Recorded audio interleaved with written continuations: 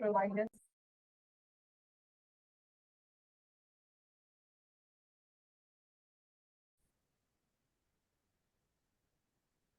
So I request the attention of all the respected faculties and delegates. Kindly allow me a few minutes of yours and let me introduce myself and the faculty members of this session. A very good afternoon and a warm welcome to one and all. I'm Rituparna from Clarinet, the designated session assistant for a seamless experience. And Clarinet is India's most trusted and widely used digital platform with multiple enriching services exclusively for the doctors. Clarinet is very proud to be digital partner for this insightful webinar on Introduction to Artificial Intelligence in Healthcare, organized by the Indian Pharmacology Society, West Bengal branch. Now, without wasting any further minute, let's begin today's session, for which I would like to invite Dr. Shambo Samajdar sir, the Honorable General Secretary of the Indian Pharmacological Society, West Bengal chapter, to coordinate further. Welcome you, sir. So the right is all yours. Please proceed. Thank you, Team Clarinet, for giving us this opportunity to host this very important event. So on behalf of Indian Pharmacological Society, West Bengal branch, I welcome you all in this very important postgraduate session to learn about some important aspects of artificial intelligence, how that can help us in therapeutics. So in the beginning, I just want to invite Professor Topon Mondal, our Honorable President of Indian Pharmacological Society West Bengal branch, to say a couple of words before starting the technical session.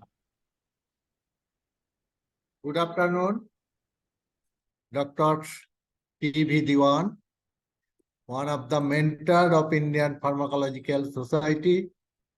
On behalf of Indian Pharmacological Society West Bengal branch and from my own behalf, heartiest welcome to Diwan sir for this important session, that is your artificial intelligence.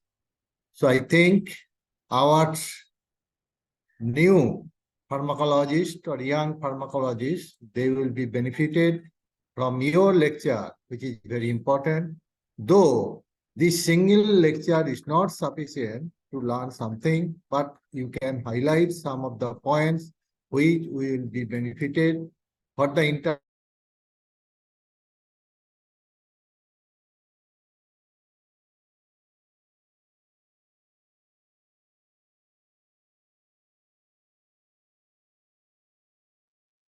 I think sir's connection is lost, I think, due to something. So really sorry for this technical glitch. That is the thing, I think, also a take-home message when we finish today's lesson. Artificial intelligence or these technical issues, they are important in our life, but also we need to focus on our human nature. That is, we are human, so that touch is also important. So these are the disadvantage of having technical sessions on online platform. So I think without any wasting of time, I think Tapan Mondal sir has again joined. Yeah, sir, we lost you due to some technical reasons, and we also discuss how this thing is important when considering AI is everything, but it is not also everything. We need to be also human when we are having any decision, taking any decision. So, sorry, please, sir, Tapan Mondal, sir. Please unmute, sir. Hello. Yes, yes. Now we can hear you, sir. So we can start. Okay.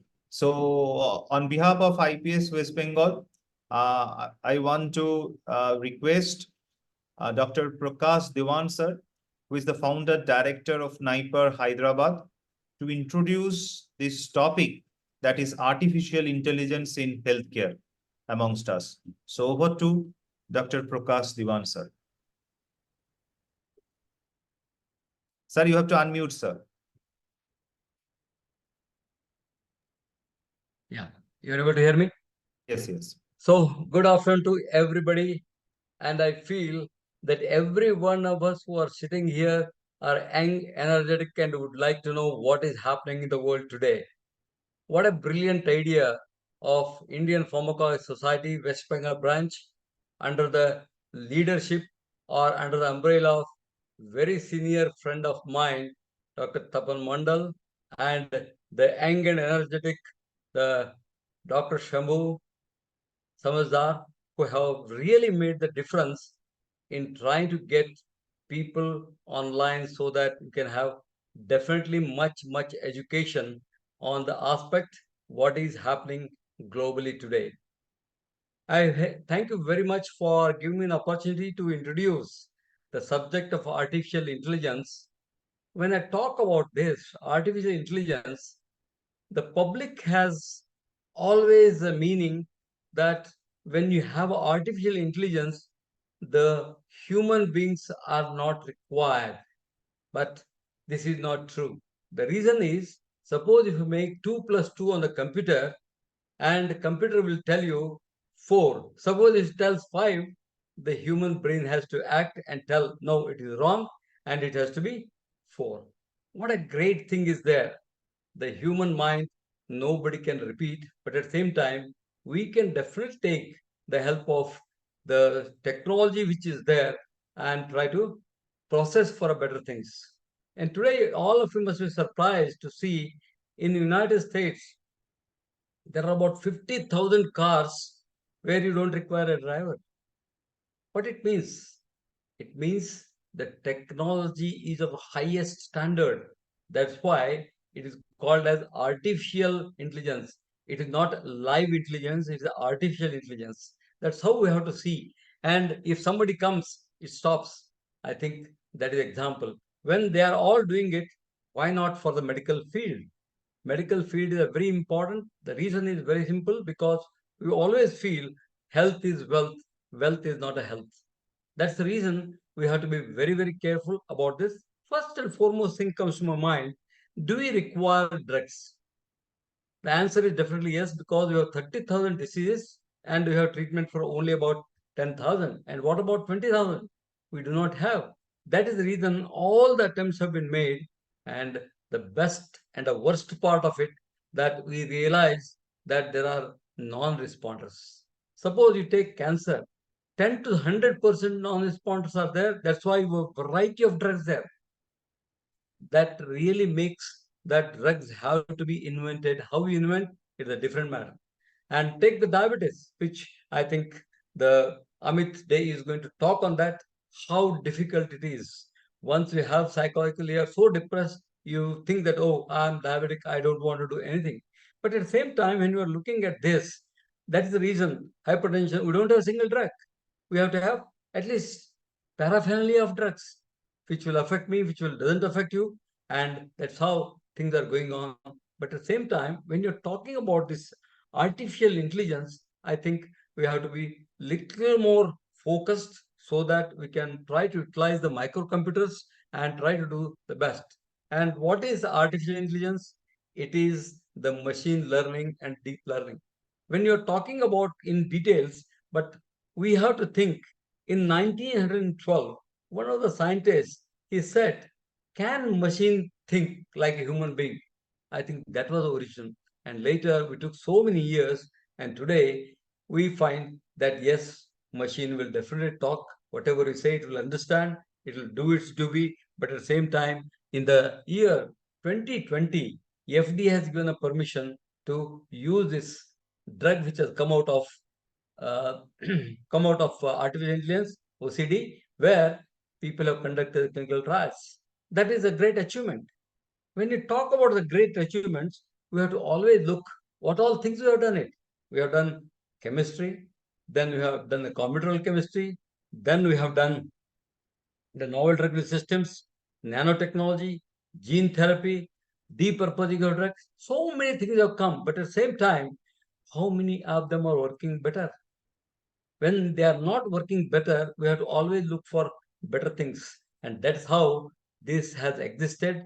And it is the offshoot of the computer aided drug design. When you are looking at it, computer, and today you can do things in what are the advantages? The main advantage here is that it hardly gives you chance for I think manipulations. And it is quick, time is very less, and you can get what you would like to have.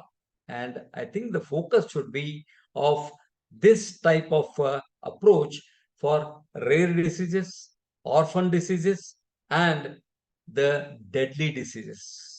Then only things can go in a much better way. Otherwise, if you go on doing for everything, I think we are not going to achieve.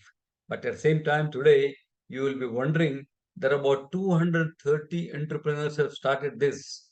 It is a high risk project because returns nobody knows. And when you see the list of drugs which are there, they are in clinical trials, clinical 1, 2, 3 phase, different phases, and except 1 or 2, which are still plus or minus, have come to clinical trial 3 and 4, where you are able to really understand. When you're talking like this, the main opinion, public opinion has to be changed because this requires definitely a very big infrastructure. And at the same time, you have to see that from 21 what we have, because we started in 20, maybe it's a very, very young, it is in the infantile stage. When you know that it is in infantile stage, I think there should be a lot of inputs so that we can try to make it adult.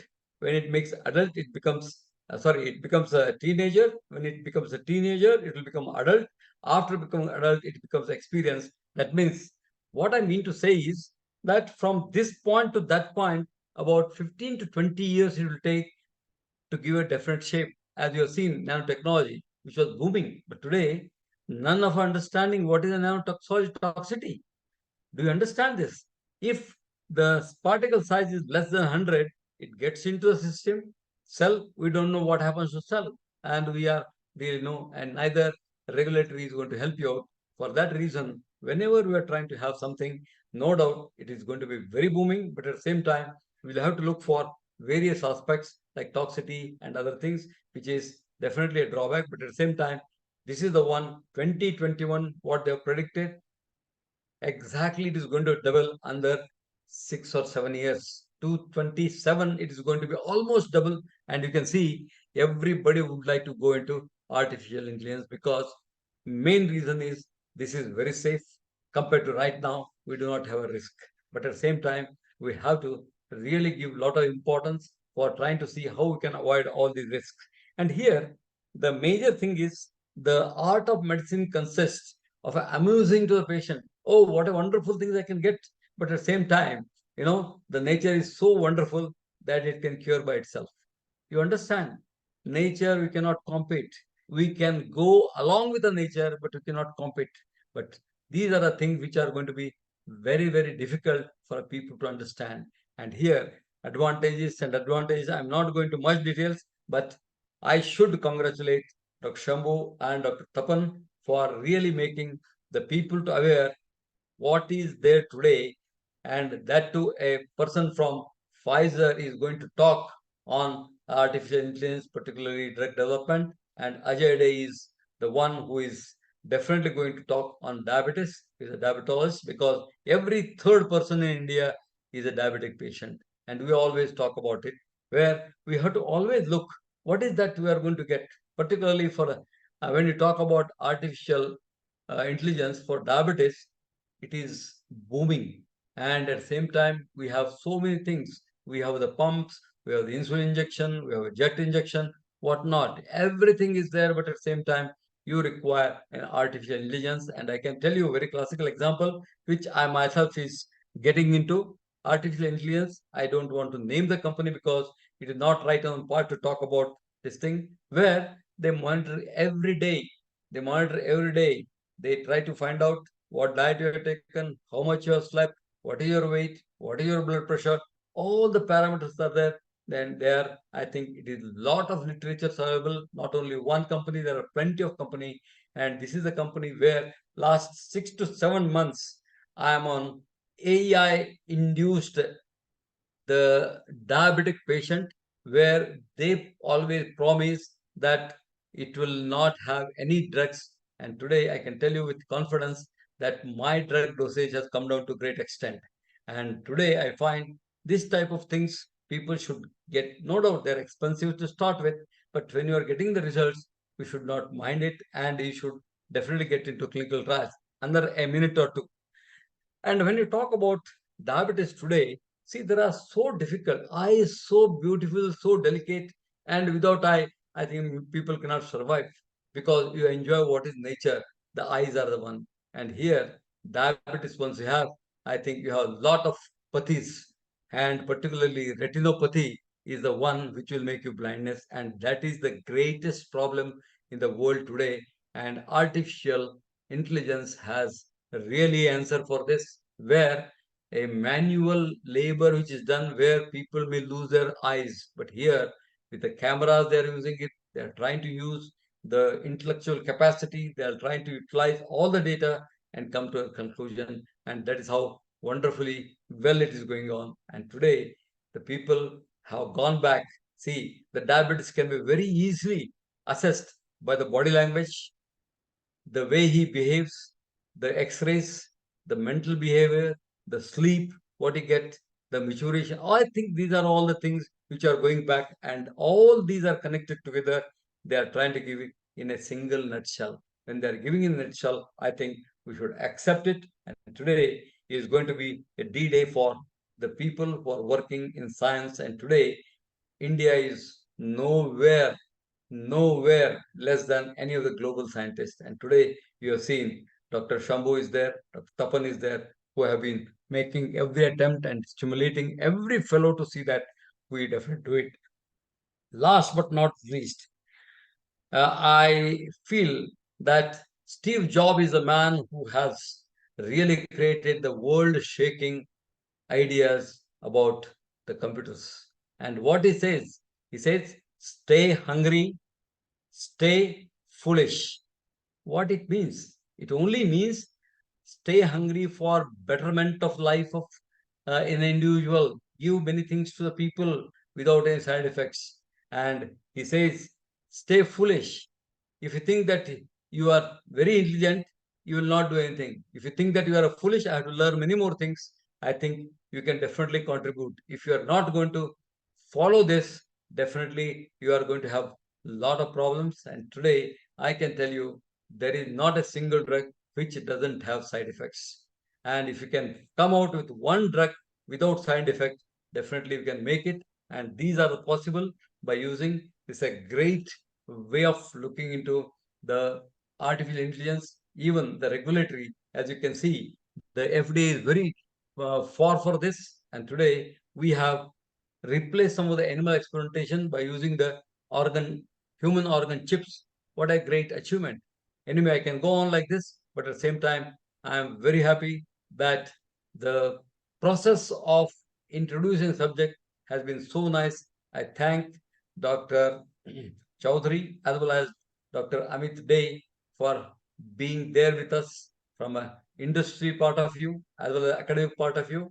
And I know that every one of you, and I wish you all the success. And Dr. Shambo, you should continue this type of work under the guidance of my dear, very close friend, Tapan Mondal. Thank you very much. Thank you, sir. Thank you very much for your kind words, and you had perfectly set the stage for our next speakers. So wonderful introductory comment by you on artificial intelligence, how that is important in modern healthcare system. So without any delay, it is our real pleasure to introduce Dr. Anand Srinivasan, a very noted clinical pharmacologist in the country. And Dr. Anand Srinivasan is currently the Associate Professor at Department of Pharmacology at AIIMS Bhubaneswar. So welcome, sir. And also we have our speaker, Dr. Nayan Choudhary. He is also a clinical pharmacologist by training from KM Mumbai. And now he is MD clinician at Pfizer. So again, it is a real pleasure to have you in this stage. So now the topic is artificial intelligence in drug development. May I now request our respected chairperson, Dr. Anand Srinivasan, to introduce the topic, and we can start the lecture after your welcome address. Very good afternoon to all. So the stage has been already set for the topic where Dr. Prakash Diwan has established the use of artificial intelligence, especially when it comes to drug discovery. Artificial intelligence can play a lot of roles from in silico to the clinical trials. So in each and every step, definitely artificial intelligence can help in the drug discovery. So the thing is that we will allow our speaker, Dr. Nayan, to explain much further in a detailed manner, like how artificial intelligence will help in each and every step of drug discovery. And the one thing which I'll have to say is that the use of artificial intelligence in drug discovery will help in reducing the time of drug development. It will help in reducing the resources required. It will help in reducing the collaterals, damages, everything. So let us now invite our speaker, Dr. Nayan Choudhary, to take over this session. I hope I'm audible. Hello. Yeah. We can see your screen, Dr. Nayan. You can make it full screen.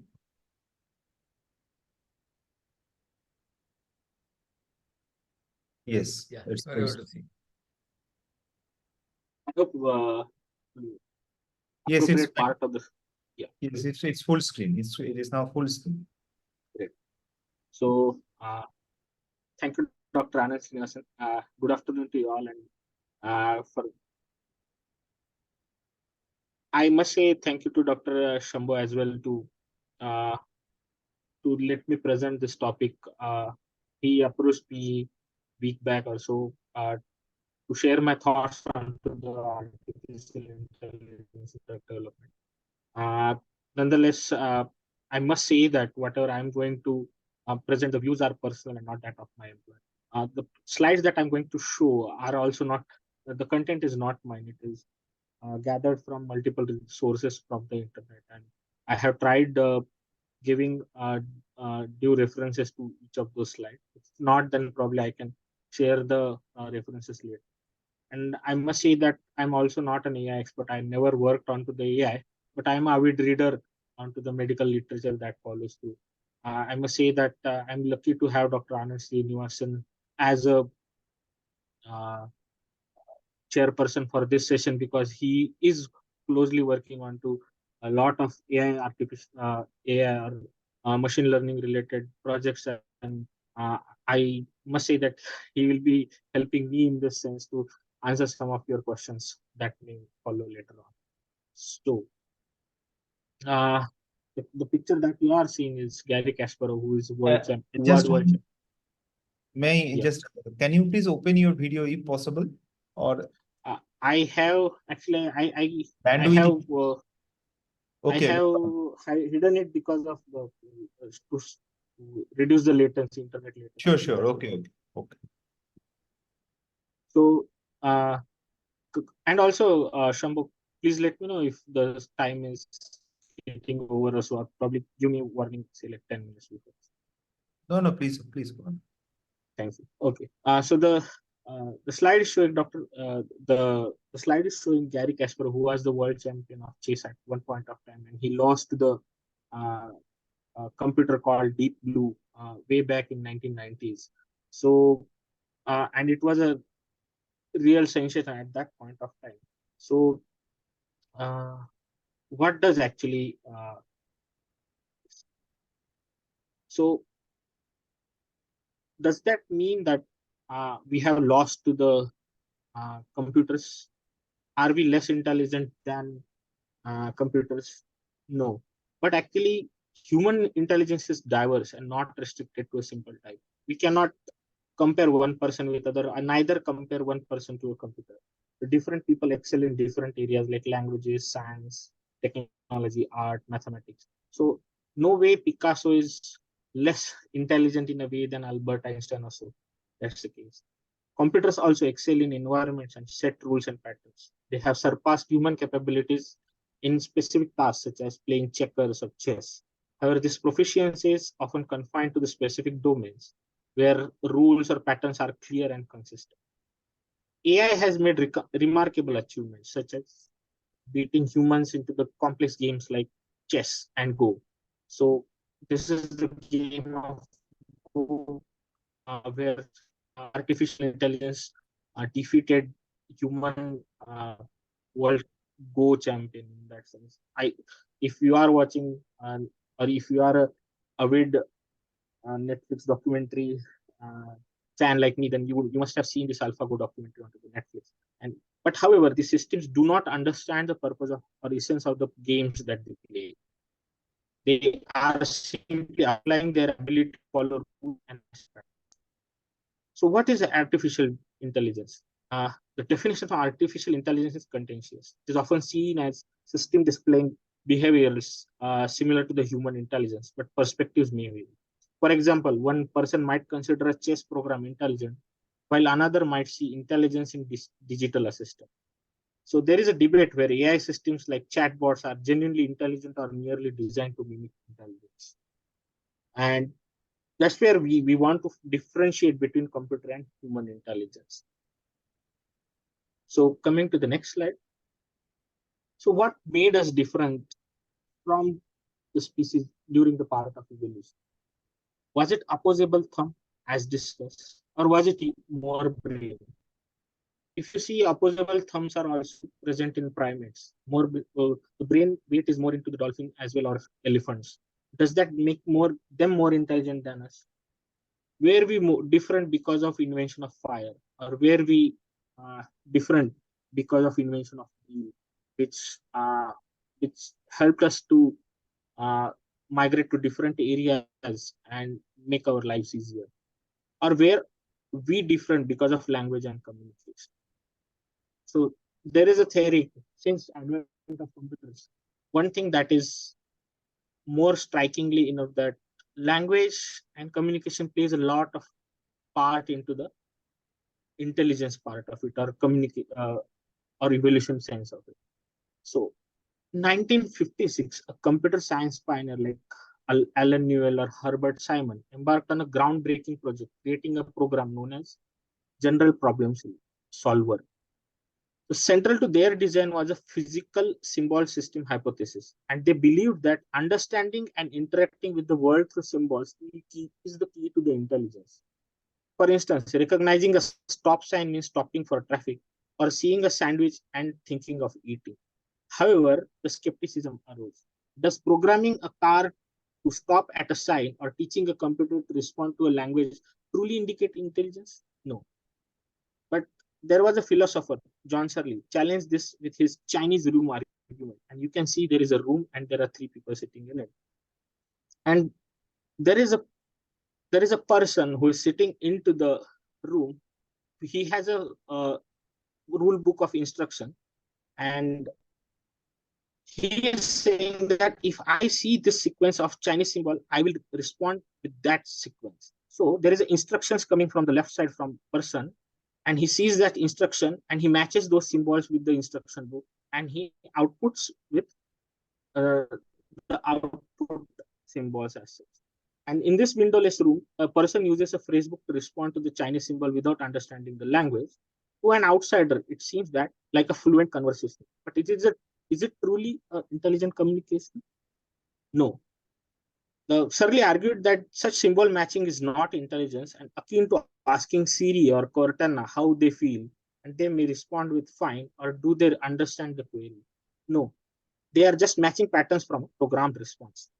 Now, those philosophers also concluded that the true intelligence could not be achieved through the mere symbol matching, and the quest for genuine artificial intelligence, it seemed, required paths beyond the confines of program responses and symbol. So you can see that the outsiders are thinking that the person sitting inside is an intelligent Chinese speaker, but person inside is saying that I am just manipulating squiggles and squaggles to produce Chinese language behavior. I do not understand Chinese, but this rule book is in English. So the scientists went on to describe artificial intelligence into 2 parts. One is strong versus weak artificial. The strong AI refers to the hypothetical form of artificial intelligence that exhibit all behaviors of a fully sentinel being, like the one which you can see, the C-3PO from the Star Wars. However, Surley believed that this level of AI is far from being realized and remains mostly within the domain of science fiction. Weak AI, which we see normal day-to-day life, is a more focused and task-specific. It includes systems like Apple Siri, where they are designed to perform specific functions, such as converting spoken language into the text or organizing digital photos. This type of AI does not possess self-awareness or understanding. Instead, it operates beyond the programmed responses and data processing. And most current AI developments are in the realm of weak AI. So what we are going to discuss is falling into the realm of weak AI. This is one way of looking at AIs, one which is strong and weak. The other one is described by Andrew Ng, who is also a famous AI researcher. He says that there lies three types of artificial intelligence. One is artificial narrow intelligence, another is artificial general intelligence, and another is artificial super intelligence. Artificial narrow intelligence features pattern recognizing abilities in huge data sets. So it enables to solve text. Shambo, I think someone's mic. Thank you. Total bill कितना है, sir? Hello. Hello. Shambo, I think. Hello. Yeah, the mic is on. Someone said this. I can't see. Yeah, Diwan sir, you need to mute yourself, sir. Yes, yes. Thank you, Shambo. So, so artificial narrow intelligence solves the text, voice, and image-based classification clustering problem. It is an algorithm that can excel at precisely defined and single tasks. It can play chess better than any grandmaster, but its IQ is actually 0. The second one that you see here in the middle one is artificial general intelligence. Artificial general intelligence is yet to be achieved. Its cognitive prowess is the one that reaches to the human levels. It can reason, argue, memorize, or solve issues like you do. And there is one term called as artificial superintelligence. It is a theoretical concept, however, and ASI's cognitive capacity compares to that of the whole of community or humanity, if not more. Humans would be unable to grasp the knowledge and understanding of ASI's reasoning or technology itself might be considered as a threat. As such, many organizations work hard to avoid ever reaching this stage. So you must have seen the movie of Arnold, where they talk about Skynet and artificial superintelligence, and people threat of this kind of superintelligence part. But actually, the one which we actually want is the green dot, which lies in between the narrow intelligence, which is a superior narrow intelligence, and closer to the general artificial general intelligence. So imagine a computer that did not need to be programmed. The system could learn the same way you do just by observing the world. You have seen that earlier AI systems used a symbolic approach. The idea was that of a system recognized symbol that would start to seem intelligent. One of the key challenges was that the programmers worked with the expert to create a system. That's why they were called as expert system. Later, the computer scientists gave up on that approach because it created too many combinations. They decided, like the Chinese symbol, they decided that you just couldn't program intelligence into a system, but maybe you could program a system to become more intelligent through observation. And it wouldn't feel, hear, see, or test like a human, but instead it would learn by sensing the data. So in 1959, a computer scientist named Arthur Samuel created a checkers program. You can see the checkerboard here onto the slide. So this is a game that he made computers play. And it played with both sides of the computer actually played both sides of the board. Like we humans sit on the opposite side and play amongst each other. So he did not play with human versus computer, but he made computer play both sides of the game and taught itself the strategy through the observation. The more the machine played, the more it saw patterns on how to win. The computer scientist didn't program the machine to play checkers. It learned through its own experience. And Arthur Samuel called this idea as a machine learning. This was different from the symbolic system. No human program the moves and counters moves actually. So humans were not involved actually in this one. And instead, the system was designed to learn and improve upon its own.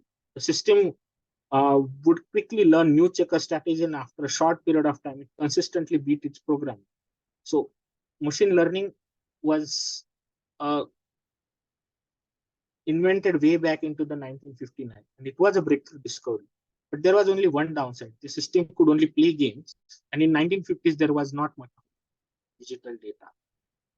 And fast forwarding it to the current world, we have enormous amount of data after the explosion of internet, and we have so much of data that there is also explosive growth of machine learning systems. The new data is like water poured over the dry fields for the artificial intelligence. And if you wanted to teach the system how to identify a cat or a cow, you have access to the millions of cat or cow pictures onto the internet. And then the computer defines some of the parameters and find whether the shown animal is a cow or not. And it can also be programmed to look whether it is eating or not eating or so and so. So this is the way that artificial intelligence and machine learning has evolved. So I want to discuss few of the techniques that are used into the artificial intelligence machine learning. The first type is called as supervised learning. This is a machine learning subtype comparable to the teaching a child exactly what to learn. And if you see, there is a probably a father and son sitting over there, and he is teaching the child in all scenarios actually. The first one, the left topmost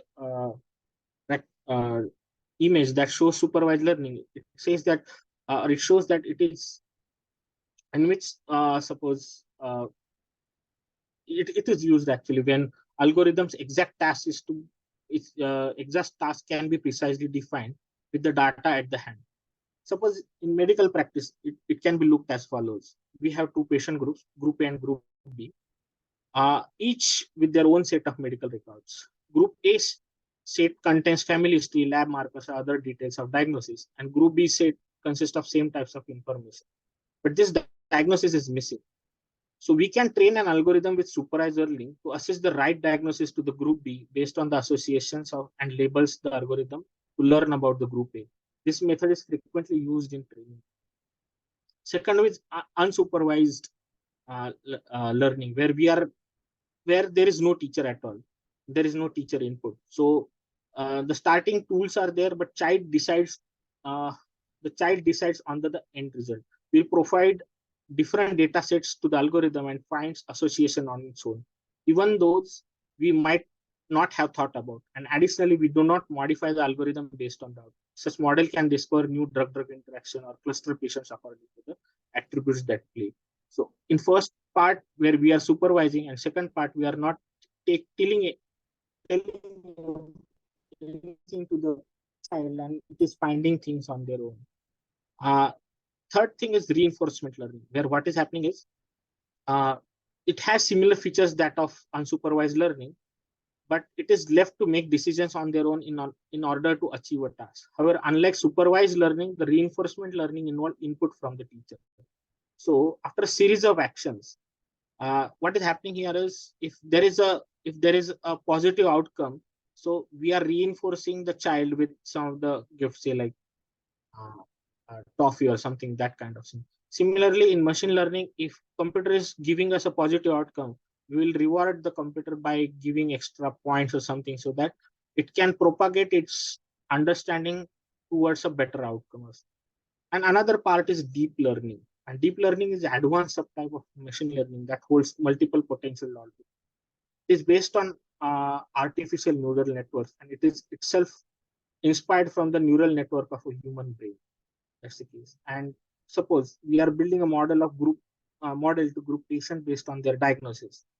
If the information reads type 1 diabetes, the machine learning algorithm will cluster the medical records with type 1 diabetes. And the deep learning algorithm, on the other hand, will be able to, with time, assign patients with only T1D abbreviation mentioned onto the records into the same group without any human inputs. Similarly. So deep learning is finding the things like human beings on their own. Now, why there is a need of AI into the drug development. So uh, at the advent of the computer, so there was a Moore's law, actually, MOORE. The Moore law dictates that the processing power of computers multiplies every 18 months. So if you transpose the letters backwardly, the Moore's law becomes the Irum's law. The Irum's law is exactly opposite of the Moore's law, and it is the observation that the drug discovery is becoming slower and more expensive over time, despite improvements into the technology. So what is happening currently is our conventional way of doing drug development, the phase 1, phase 2, phase 3 clinical trials, in clinical part, but in preclinical using combinatorial chemistry and so on and so. These methods are failing, and we are incurring more and more cost and more time to bring the drug into the development. As well, there is a high attrition rate, increased expenditure, increased volume of data. Also, global regulatory requirements are increasing. So we need to find something which is more radical, and it is helping us to gain some more insight rather than the human ones. That's why we want AI to help us in that sense. So if you see, previously artificial intelligence was used way back from 1950s. But if you see currently, with the help of machine learning, the deep learning part, we can make computation by multi-layer neural networks. And we need next generation of drug development be using AI or ML or deep learning with natural language processing, as well as big data analytics. With the help of AI, or the role of AI will be to bring better compounds going into the clinical trial. We can have better target understanding, better trial conduct, better post-marketing surveillance as well. So we will see the role of AI in this paradigm.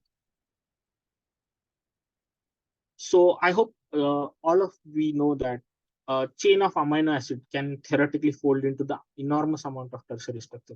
If you see the diagram here, there is a chain of amino acid, and then it will become a secondary structure like alpha helix, beta sheet, as well as distorted flexible secondary structure. All of them secondary structure will become a tertiary structure and become a finalized protein as such. So this chain of amino acid become tertiary structure, and for a protein with 100 amino acid, there are estimated 10 raised to 300, means that is 10 with 299 zeros possible structure. In nature, proteins generally fold into the most stable structure, and this minimum energy structure can be calculated. However, comparing all possible structure requires an enormous amount of computing. So in order to understand if we are to give a sequence of amino acid, how the final protein will look like, so we can guess it based on with the help of AI. That is called as target protein understanding. In 2018, a Google company, uh, DeepMind, and won a competition with this artificial intelligence system called AlphaFold. In the 2020 competition, the AlphaFold 2, the second version of that, made a huge leap forward, predicting more than 90% of protein structure with experimental accuracy, leaving its competitors in the dust. Actually, DeepMind played chess and Go games that we saw beforehand itself. But again, this AI was repurposed and learned the target protein folding on its own, actually, with minimal human inputs. That's the beauty of AI. That with deep learning, it doesn't need that much of human input as such. So what is the impact for science and society with this? The DeepMind says that it plans to use AlphaFold to solve structures of protein involved in the human disease and help design drugs. The structural information can also aid in engineering enzyme that can degrade plastics or big biofuels. And since solving structures experiment is expensive and time consuming, accurate protein structure prediction could drastically speed up and lower the cost of studies. So previous traditional drug development pathway. So we had one protein and we were subjecting it to the preclinical and then clinical trials. And at the end, suppose in phase 2 trial or phase 3 trial, we were either pushing the molecule forward and taking the molecule back or putting it onto the bench because of their toxicity. So with the help of AI, we'll be understanding what target protein right away at the start so that it will have appropriate or maximal efficacy and minimal side effects. So this image shows one of the ways that this is how. So if you have a molecule, you have the proper two-dimensional structure, and then you have smiles formatted, and then with the neural network model, you can find out the properties of it. And again, if you see there are multiple pathways, again you can find out different properties.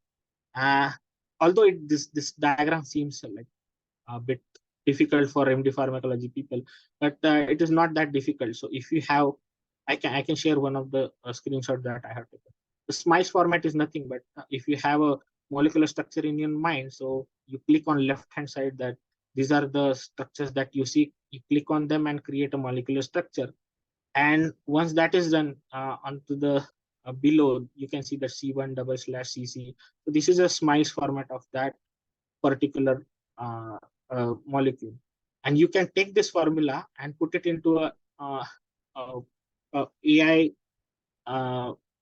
defined ADMET, that is absorption, distribution, metabolism, excretion, predictor. So if you just put a chemical structure into this one, so you can see into the right hand side, based on the data that is available, so the AI can right away tell us about what is the molecular weight, volume, density, then probable if what will be the CACO2 permeability, or whether it will be a P glycoprotein inhibitor or not, or so many things, whether it will be metabolized by enzymes or not, or so on. So we can predict ADMET right away from the start, and this has been enhanced by AI actually. So this is the purpose. So how AI is helping us into the drug discovery part? It is helping us in drug design by predicting 3D structure of the target protein,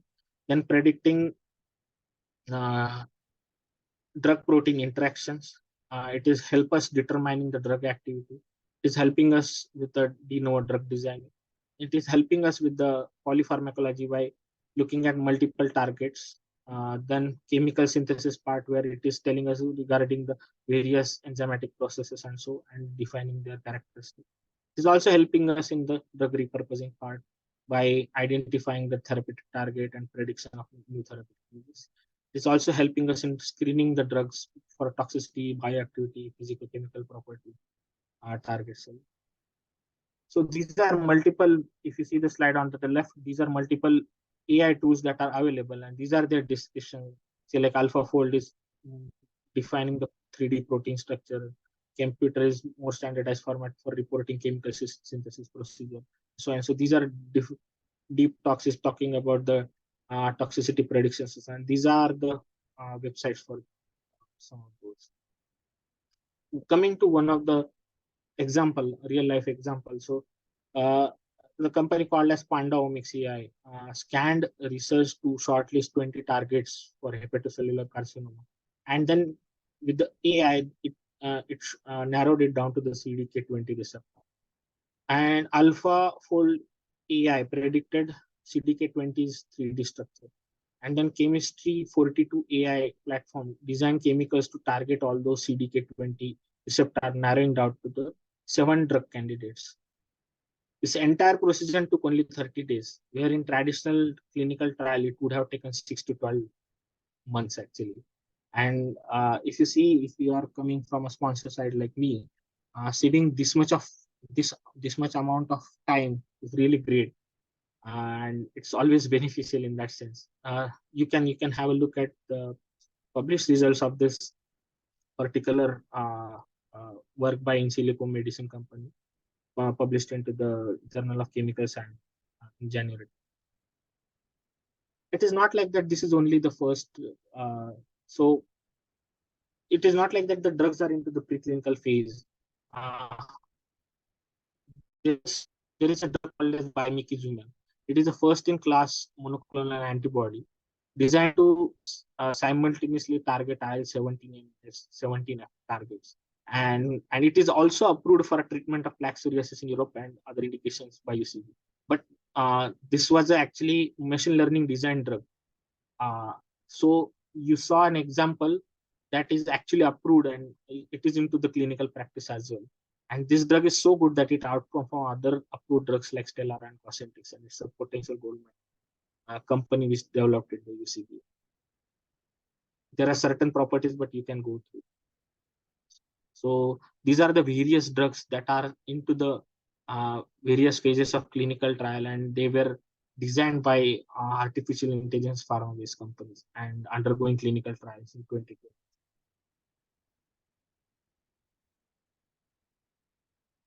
And these are the usual pharmaceutical organizations, big pharmas, and so they are actually collaborating with these new companies, which are actually artificial intelligence organization, and they are collaborating for select drug discovery development, use of quantum mechanics and ML algorithms for cloud computing architecture to predict 3D structure and molecules and so on. So these companies cannot survive on their own. They have understood that. That's why they want all these AI organizations to collaborate with and come up with different kind of collaboration so that they can reduce the time to bring the drug into the market. So there are multiple collaborative works that you can see, and there are so many collaborations that can be done from different areas. Now, AI can not only help in drug development bits, but also manufacturing as well. If you see formulation part, so AI can help us to reduce trial and error, can guide the development and predict flow properties and optimizing the tablet design by these technologies. And it is helping us to improve efficiency, optimizing the formulation design, improving tablet quality and consistency. In manufacturing part as well, it is helping us to analyze the impact of agitation, stress, automating synthesis, predicting granulation completion and optimizing parameters, studying the powder segregation, coating, spray zone, predicting and reducing the tablet capping and so on. So also helping us with the quality control and assurance. If you see, these are the and AI is already helping us all of these domains and helping us with all of these benefits. Now, AI is also helping us with product management part of it. Say, like if we have the drug we have approved drug, now how to position that drug into the market? Can we predict the market and analyze where to put it, and also the costing bits of it? So applications can go from positioning, creating brand identity, improving online marketing, predicting the consumer demand by looking at different data sources, forecasting sales, analyzing market trends, and so on. There were tools beforehand as well, but AI is actually supplementing with its own capabilities. So in a nutshell, that what we have seen, the application of AI can go from clinical trial design monitoring, QA/QC, manufacturing, product management, drug discovery, and product development. One part that we haven't touched is clinical trials, and there were the part that we have discussed beforehand was more of a drug discovery part. But coming to the drug development part of it, the clinical trials part. So clinical trial actually take half of the time and investment to bring the drug into the market. 86% of all trials do not meet the enrollment timelines. 1/3 of all phase 3 trial fail to owing to all this enrollment problem.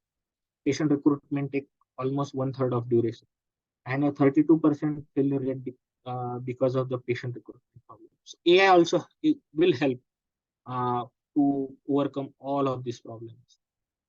So how AI can do it? The AI techniques used to automatically analyze the electronic medical records and clinical trial eligibility databases.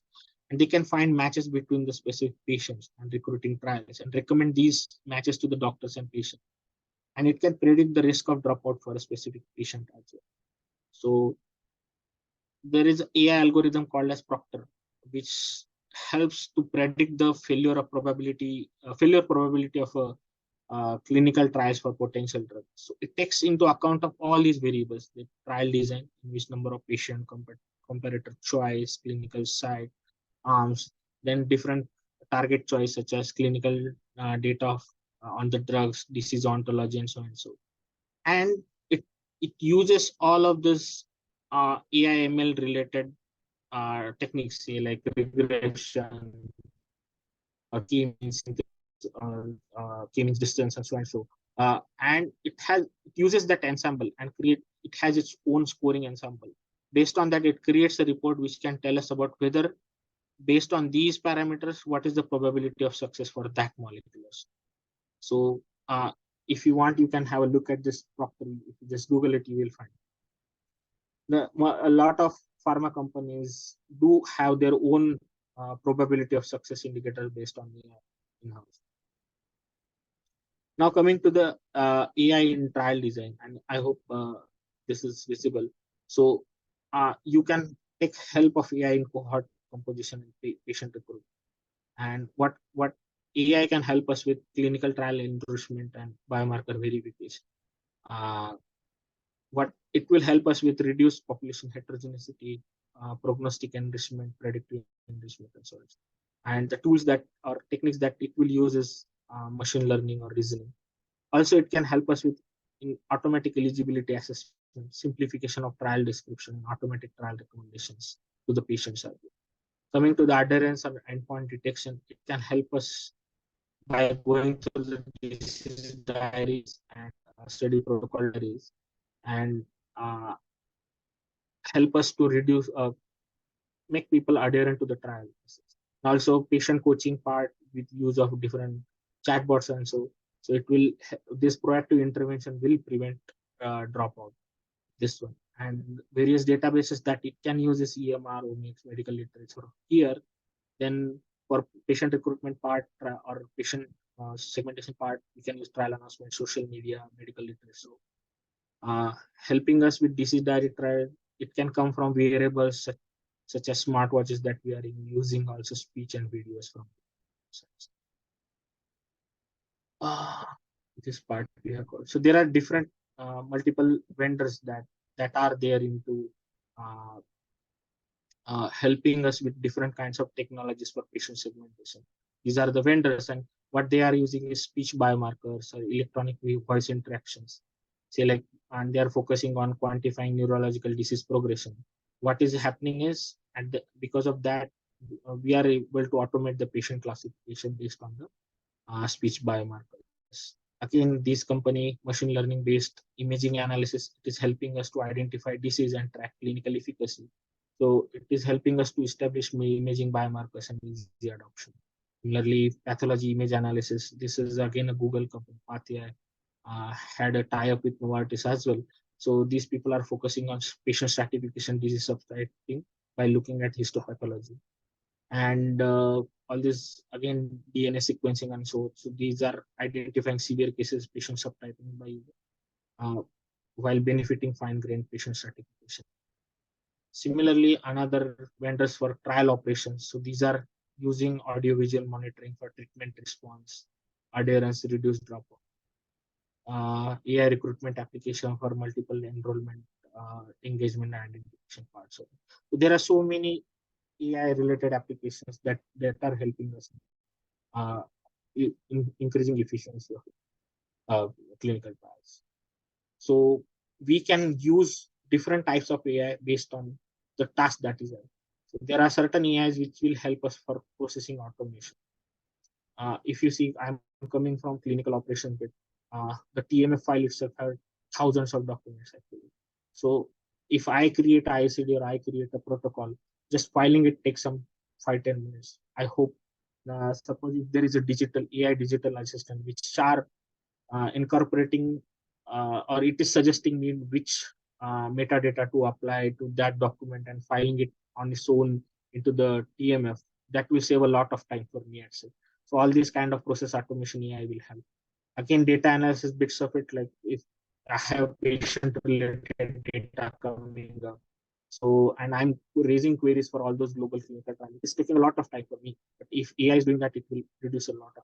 Again, coming to the business decision based on all these things. So AI is helping us in lot many other ways. One of the examples that so I'm doing manual data reviews of this, just taking 27 minutes to manually review and write a query for some of the panels. And if there are 2,615 queries, so it will take some 1,000 hours for me. But with the help of AI, actually, it will take only 3 minutes for per query. It will just take 130 hours for the AI to finish the work that time. So AI is actually helping us 10 times in a way to reduce the time. So in nutshell, actually, we are applications of AI will enable technology in clinical trials, goes from trial design, trial startup, conduct, and closeout phases, helping all of these domains to improve efficiency. Also, AI is helping us with insertion of structured or unstructured content. So natural language processing is one of them, and it is helping to extract ICSR information, the PVPI form that we are looking at into a regulatory compliant map. Also, AI is helping an important role in predicting how. So actually, this is a slide taken from a MAMC webinar. So suppose this is a patient narrative that is coming to us. AI can go through all of this text, and it can help us to put that into EHR as well as into the ICSR form on its own. And once this is we have data entry operators to do this stuff, but that can be saved. Actually, it is happening right away. So there are so many case data entry operator as well as the case processors jobs are in danger because of this, because AI taking care of all this, looking at into the narrative and putting into the ICSR and processing that. AI also can look at all of this drug and their adverse event combination, and it can go through different mathematical models and find out a new ADR as well. So it can predict a new ADR on its own. So these are the various avenues where AI is being used into the pharmacovigilance, where drug exposure, then adverse event outcome, the temporality bits of it. So it can go through a lot of variables and find out the meaningful correlation for you. So this is how companies think using AI. So we just don't have data coming in and then we put it into AI and create a value. Actually, for data to come in, there are a lot of issues as well. So we need to annotate the data. We should so data can also be synthetic, self-reported, clinically diverse data. So then we need to clean that. We need to put into supervised and unsupervised learning and all this kind of AI related. And then the value will be created on the basis of that. Coming to the one bit of it, say like, is it only AI is only helping into the drugs? AI is also helping us into the making devices as well. These are multiple FDA approvals for AI based devices into the medicine right from 2016 to 2020. If you see all these devices, I think I can maximize a bit. So software analyzing cardiovascular images from magnetic resonance, diagnosis of sleep disorder, medical diagnostic application, again, detection of diabetic retinopathy, and so and so. So all of these devices that are approved by FDA are helping. The AI is helping them to get it approved by FDA.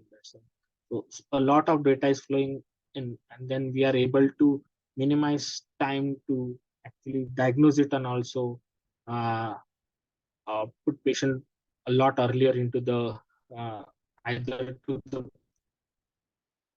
clinical practice or into the clinical trials. So how the future of medicine will look like, and these are slides taken from a medical futurist website. And if you see in this one, so the green ones are already available, the yellow ones are in progress, and the red ones, these are still needing the time. I just wanted to show to you that artificial intelligence in machine in medical decision support. It is already going on. Digestible sensor, organ on chips, medical track order. These are already on, and we already had this telemedicine in this part. So there are some of the things that still need to come to us, like direct to consumer artificial intelligence.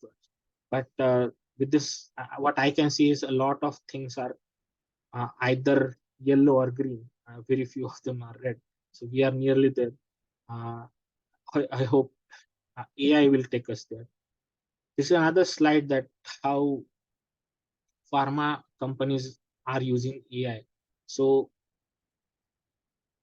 there can be AI companies approaching pharma for different kinds of things. Like these are the AI platforms which are coming in first in picture and then collaborating with pharma for say like all these domains, like drug repurposing, tracking real-time data from smartphones and other wearable technology and so on. So they are helping pharma as well as pharma coming later into the picture and taking help of AI to bring drugs into the market. So there are multiple avenues and multiple ways in which both pharma companies and AI companies are helping each other make patients' lives better. So how pharma companies are adopting AIs, and this is one of the surveys that has been put on. So which units are adopting AI into the pharma company? Say like this chief digital officer, 8% of them are using it. Some of the respondents of that survey saying not sure how the AI is being adopted.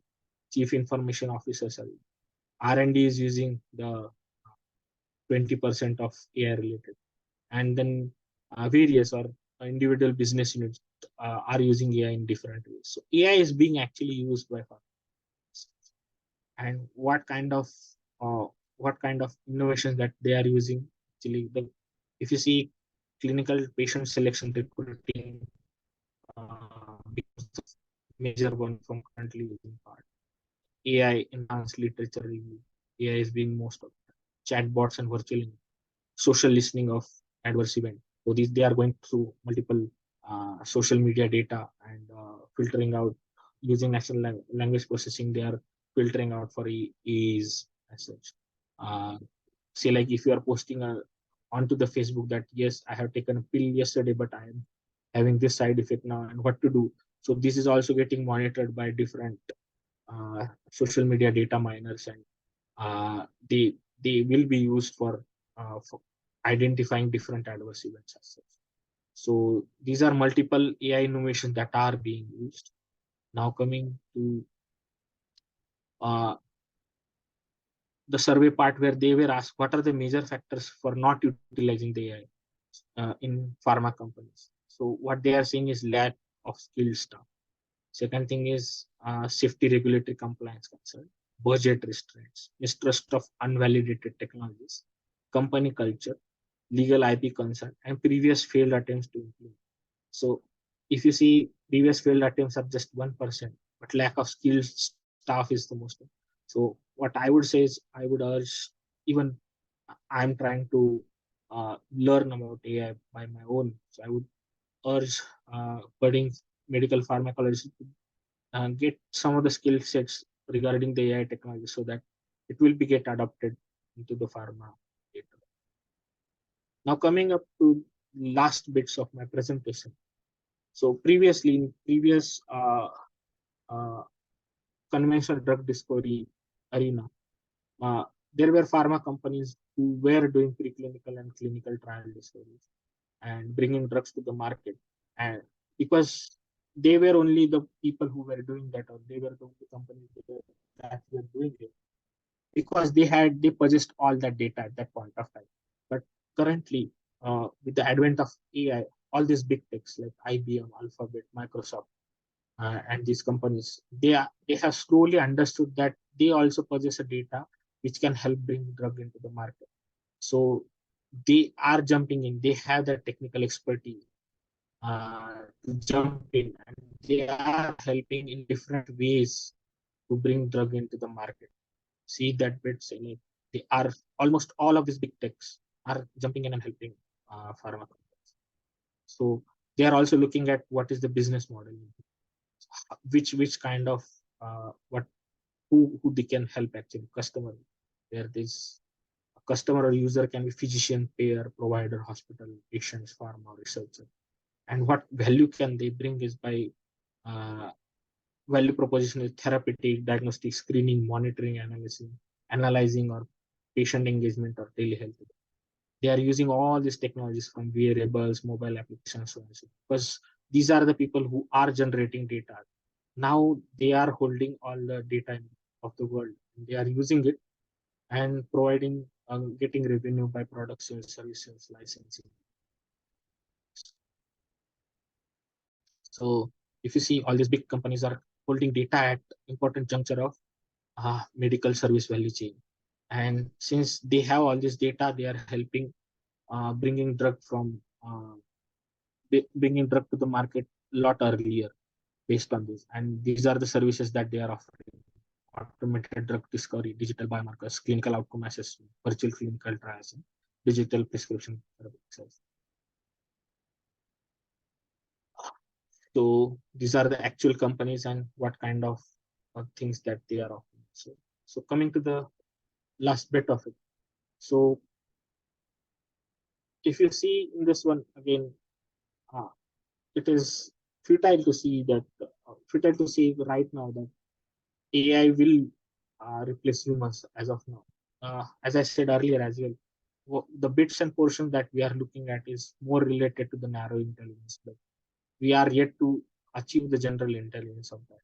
So AI definitely have made remarkable achievements, but it is still kind of assistant to human, and we will still thrive in a bit. And it is just kind of a good buddy who can work relentlessly, tirelessly to achieve our goals as such. So humans are definitely getting benefit, and that's it. Thank you for patiently listening to me. If you have any questions, do let me know. It's Dr. Anand as well as Dr. Shambo.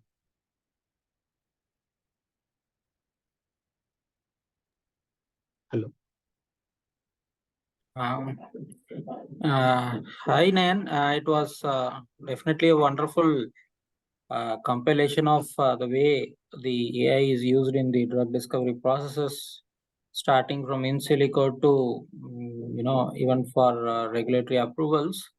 So, yes, discussed what to say. As AI as a tool, it's, of course, it was used in many other fields previously before being used in medical field. But the importance of AI in the use of AI in medical field, especially in drug discovery, is definitely increasing quite a lot. And you have definitely put a lot of information regarding at what steps, what sort of AI is being used to speed up the drug development, or what to say, to speed up the drug development, or identifying the proper targets, or whatever you can call it. So it's and of course whenever it comes to drug discovery, the the presentation is definitely not complete with the AlphaFold. AlphaFold is such a wonderful tool for predicting the structure of proteins. So otherwise, I totally enjoyed the presentation, and definitely we can take up questions. And for that, I would like to thank Dr. Shambo for selecting this topic and enriching the audience with such an relevant information. Thank you. And definitely Nayan has delivered an very actually I would call it as an engaging lecture with all the sort of I think he understood the audience well, like what they would like to hear and what they would. This is sort of like introductory and stimulating. So interested people will definitely take information from his presentation and explore further. Thank you, Sambhu, and thank you. Thank you, Thank you, Dr. sir. Srinivasan, and thank you, Dr. Nayan Choudhary, for wonderful lecture. And I think this will be very much stimulating for our postgraduate students too, in future, because with all your permission, we will make it recorded. And if you all agree, the speakers agree, we will also post it in our website. And one key advantage of being posted is like that, they can see this type of lectures later too. And I am just telling you one of our experience. We had one very good class on journal club presentation. Even day back yesterday, one DM resident had called me personally. He had examination next day for the final examinations. He want to get that link. So I just submit that link. So this type of help our students can get. And I think with all your permission, we'll store this lecture in our website, that is Indian Pharmacological Society West Bengal branch website, so that everybody can view this in later also. So we are really thankful to Dr. Anand Srinivasan also for your kind input, and we are always get energy if we see you, sir. So thank you once again. So we have to move forward to the next session, and that is, I think, one of the very important session for all of us too, as we in India is entered into the as a diabetic capital of world, and we want to become the diabetic care capital of world. We need to know about diabetes therapeutics very well, and how artificial intelligence can help us in that regard. We also want to know, want to hear, and as our respected Dr. Diwan sir has mentioned, the importance of AI in diabetes therapeutic decision making in the beginning. We are really hopeful to learn a lot from this particular lecture. And we have with us Dr. Avijit Ganguly, who is again a clinical pharmacologist by training and currently faculty at Arjikor Medical College at the Department of Pharmacology. He is currently the assistant professor, and he is also a very good practitioner in the field of diabetology. So welcome, Dr. Avijit Ganguly. And Thank you. And also, Thank you, Shambo. thank you, thank you. So also, it is a real privilege of mine to introduce my friend, Dr. Amit Dey. Dr. Amit Dey is a very renowned speaker in this country, I must say, especially in the field of diabetes. And he is a prolific physician. Also, one of the very key thing is like that, he is an artificial intelligence entrepreneur. So welcome, Dr. Amit Dey. And I request Dr. Avijit Ganguly to kindly introduce this topic, and we can start the session with Dr. Dey. Over to Dr. Avijit Ganguly. Yes, thank you, Dr. Shambo Samajdar. Actually, diabetes has a very complex management procedure. Not only we have to care a lot of things like patient's body.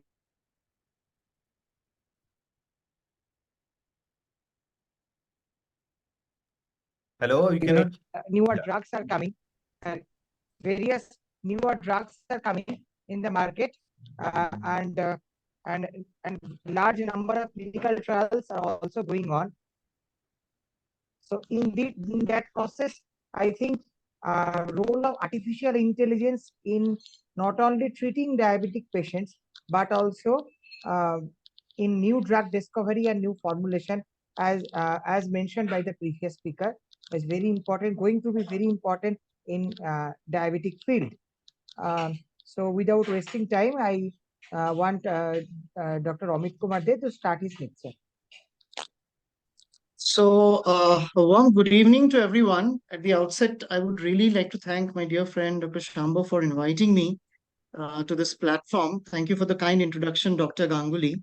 And it's always a pleasure to speak on AI amongst learned clinician and peer groups. And just like Dr. Shambo introduced me as an AI entrepreneur, I think the term comes with the fact that we all need to become an AI entrepreneur, and we all need to learn, and we all need to make ourselves updated about everything that is happening around us in the field of AI, because you will see that things are happening at a very fast pace, and if we don't catch up, we are going to kind of kind of lose the grip of it. So, I will take you through my slides from the point of view of a clinician. And I've spoken about artificial intelligence in diabetes care in multiple forums, and it's a great opportunity for me to speak with pharmacologists across the country. And I will not only give you the overview in terms of the therapeutics, but also in terms of the various use case applications, and especially a single user use case application that even as an individual clinical practitioner, you can start implementing in your day-to-day practice. So without wasting much time, let me get into my talk. So a quick, outlook on my disclosure. Of course, I do not have any financial interest or conflict of interest with the materials.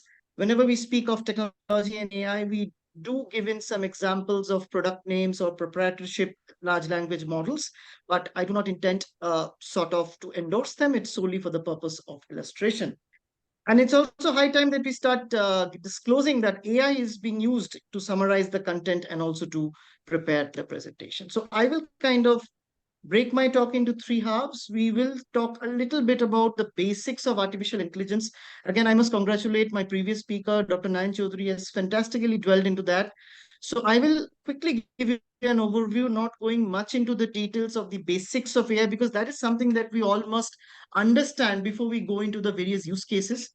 And then we look at the various applications of AI in diabetes and metabolic care, and we'll try to analyze into this million-dollar question that keeps running into our mind that, if everything gets automated, then will we be eventually replaced by AI clinicians? So basically, artificial intelligence is the ability to make computers do things that would normally require intelligence if done by humans. Yeah, sorry. Okay. I think there is some, okay, you please carry on, Amit. Yeah, thank you. So when we talk about intelligence, it basically means understanding, learning, and then reasoning to make decisions. Intelligent decisions coming out of impressions derived out of data to solve the problem. Now, if you look at the applications of artificial intelligence in healthcare, it is not something which is very new. It has been there, I think, for many years. And the whole change has happened since the introduction of generative AI.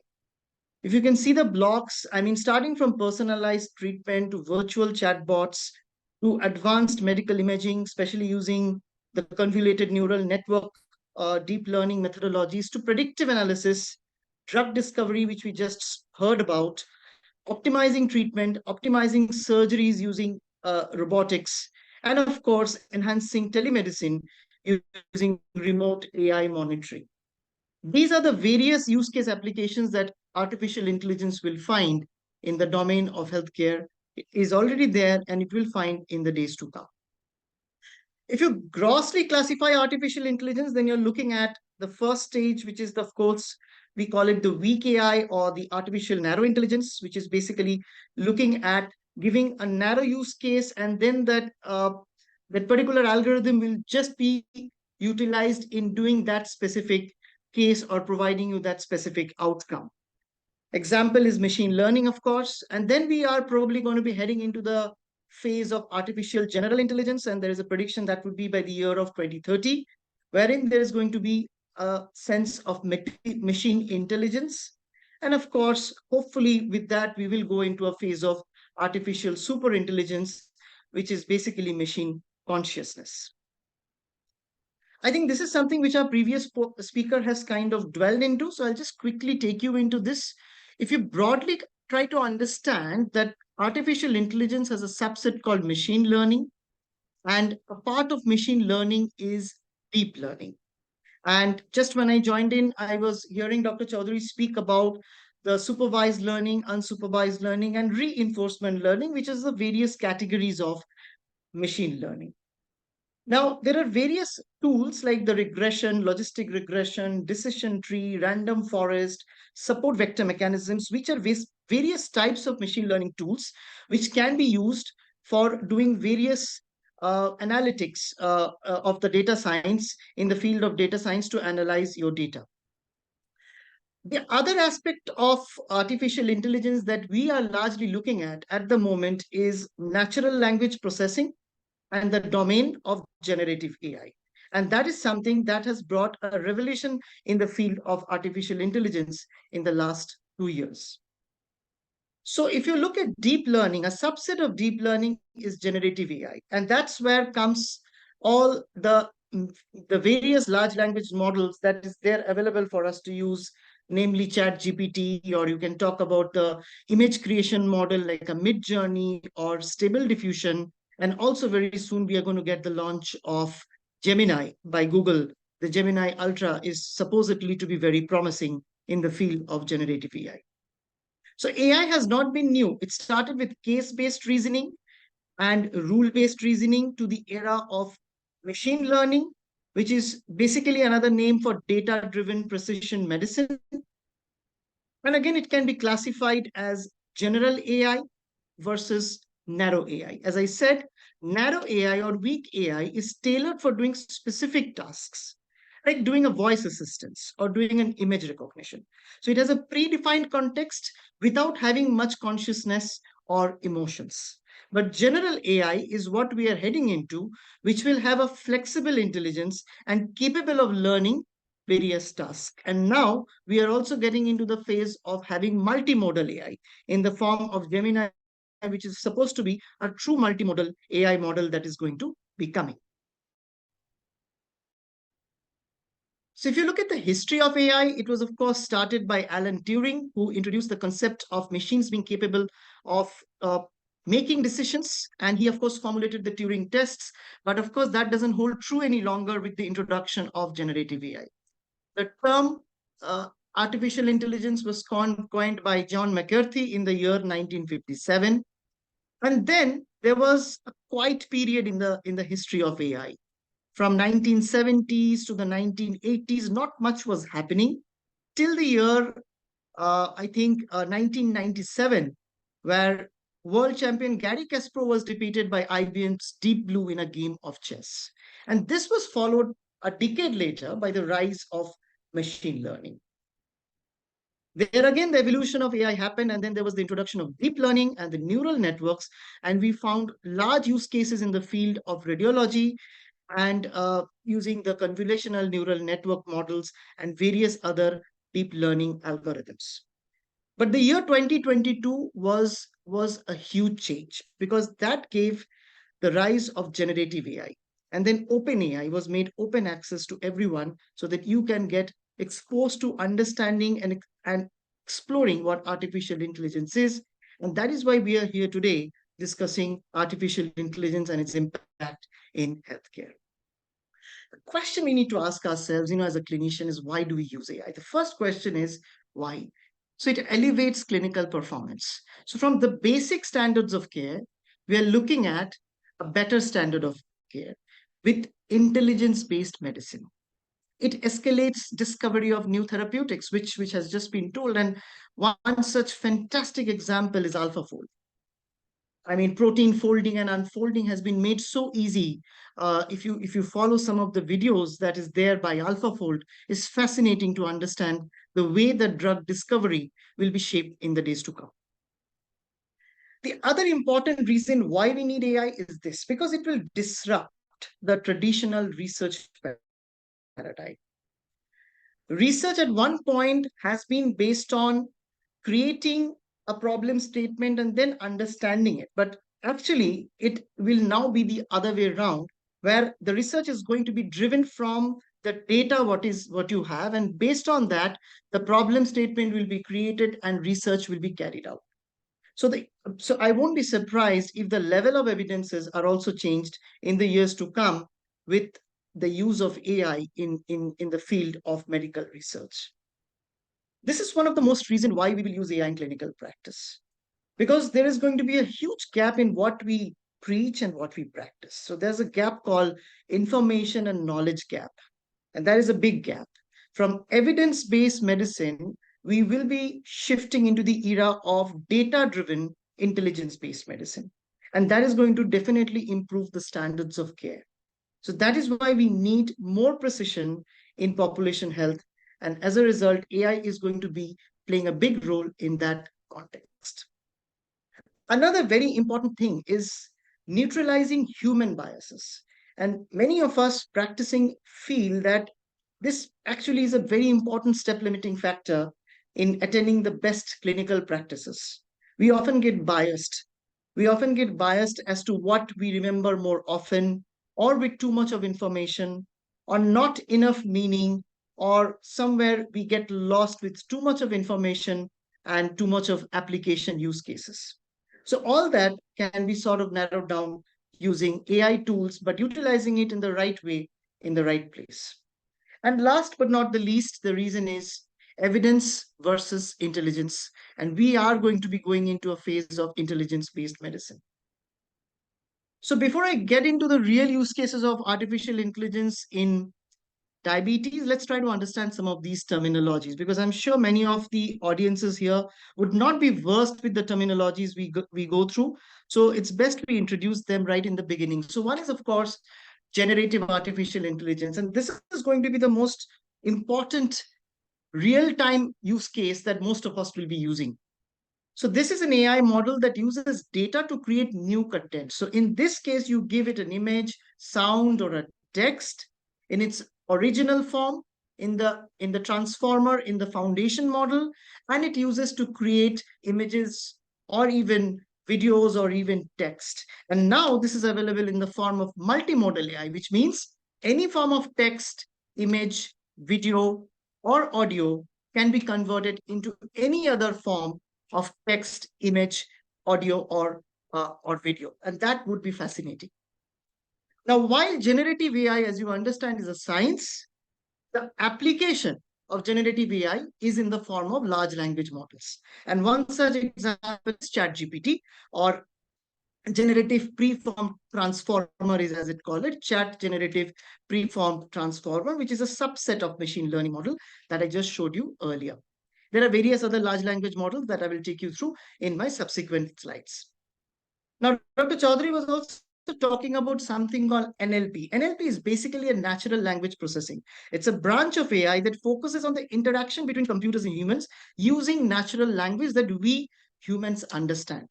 So basically, you talk to the computer in your language, it understands that, it converts it into its own language, but it gives you the output again back in your own language. That is how natural language processing works, and it's a cornerstone of any large language models using generative AI. A few more terms we need to understand. Prompting. Now, what is prompting? If you have used ChatGPT, you would be understanding that input that you're giving would largely be determining what is the output. So it's like giving a hint or a question to a computer. Based on it, it's going to generate the output. And it is an art. It is also a science. And the science of giving a right prompting is called prompt engineering. And probably in the days to come, all healthcare professionals will have to develop an art of giving the right prompt, because that's how you're going to get the desired output that you want from your large language model too. And if you do not give a good prompt, you will end up hallucinating the system. It is a situation where it is not going to give you the right output, but it will deviate from the context and give you some erroneous output. That is called AI hallucination, and you don't want to get into that circumstances. You want to be getting a precise answer for the right prompt that you give it. So the data comes in from a huge resources. Of course, there is a huge set of structured data that needs to be going in for the data to be analyzed. And of course, it can be used for screening, diagnosis, as well as for treatment and management. But how does that work? You give in the data in the form of inputs like text, image, video, or a biometric data, and it is analyzed using either a basic rule-based or a machine learning or a deep learning algorithm or a large language model. And you get the output in the form of a classification or a predictive outcome, or giving generation in form of an image, or in form of an audio, or in form of a video. And there is always a control and a feedback mechanism that helps the process learn and relearn from the existing work that it is already doing. So generative AI, as I said, it's a type of artificial intelligence which is capable of generating text, images, or other media in responses to prompts. Now, one such example was ChatGPT, and I'm going to come to this a little later, I will show you some use cases in ChatGPT. Now, if you see the ChatGPT model, this is how it looks like. It has been trained on a preset form of data, which has gone into fine tuning, understanding the text, and then generate human-like text with iterative refinement. And this has gone into multiple layers of iteration to produce. ChatGPT, of course, comes in with multiple features. And if you're using the ChatGPT Plus, you will be well versed with using the advanced data analytics tool that helps you in good use cases of even data analytics. And now the data in the ChatGPT Plus is also coming right from the internet, because it's kind of co-powered with the Bing, and therefore you get the data coming in from the Internet of Things.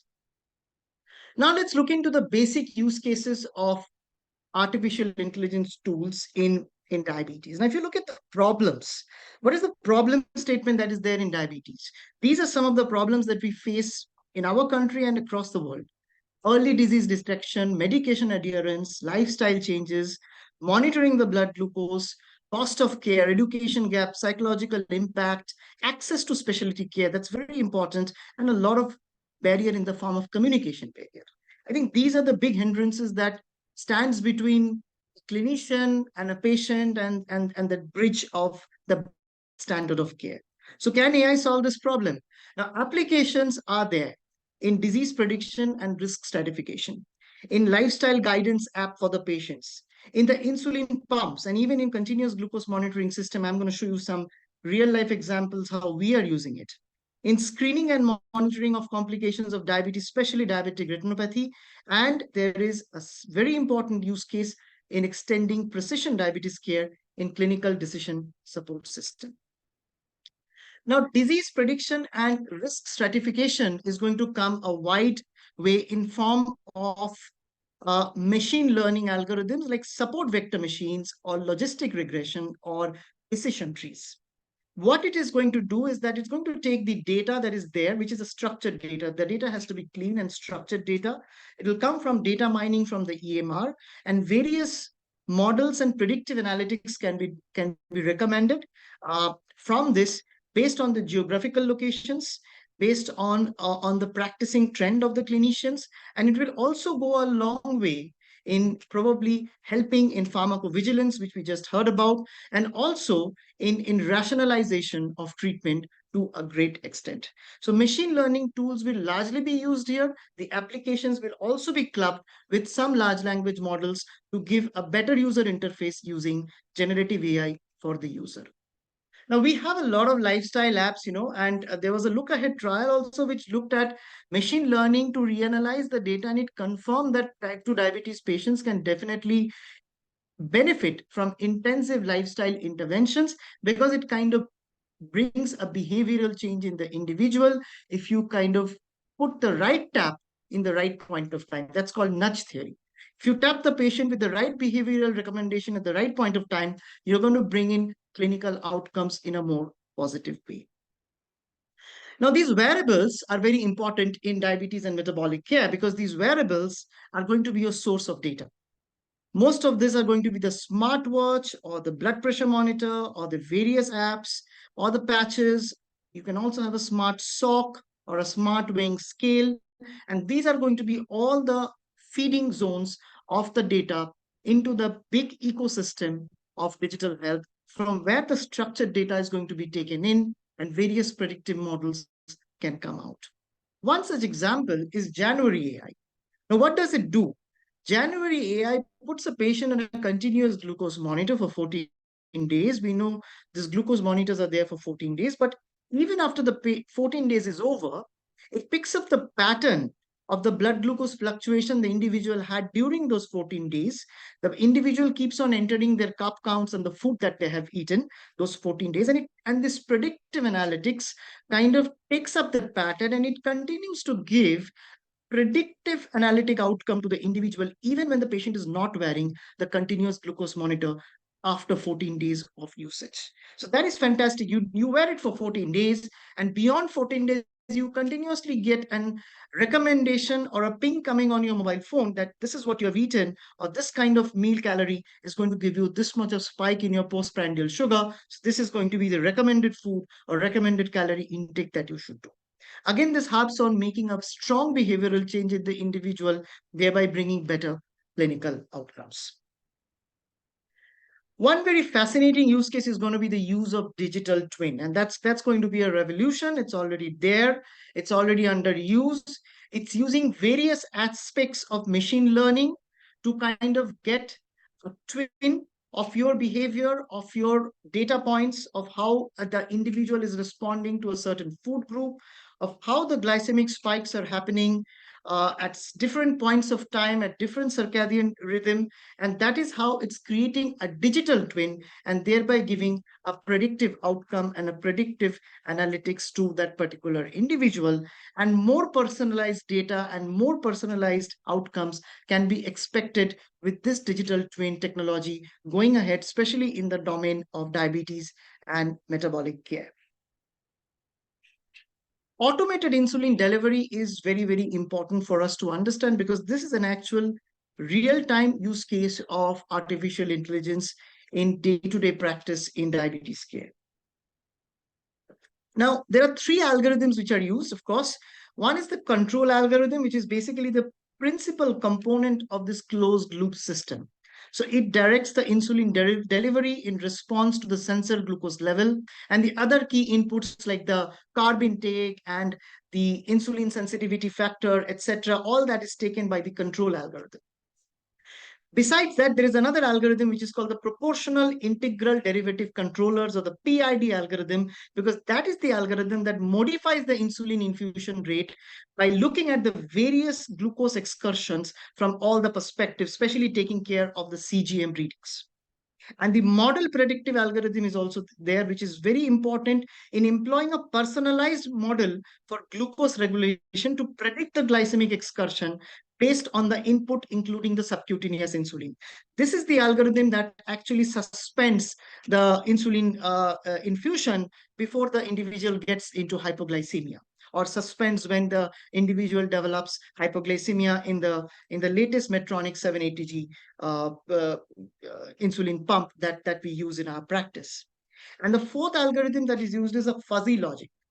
Fuzzy logic is basically takes in the wisdom and the knowledge of an experienced clinician, and it is kind of put in the form of an algorithm to mimic as to what best the model can give you in terms of the knowledge derived from an experienced clinician. So that is how these four algorithms are clubbed together in the closed loop insulin pumps that we use today in our day-to-day practice in modern day diabetes care. This is the insulin pump I'm talking about, the 780G, which automatically adjusts the basal rate every 5 minutes, and it supports the selection of a lower glucose target than the 780G, and the outcomes are fantastic. This is one of my patients on a 780G, and you can see the patient is absolutely attaining a 100% time in range while the patient is on the 780G without any incidences of hypoglycemia or hyperglycemic spells on a given day.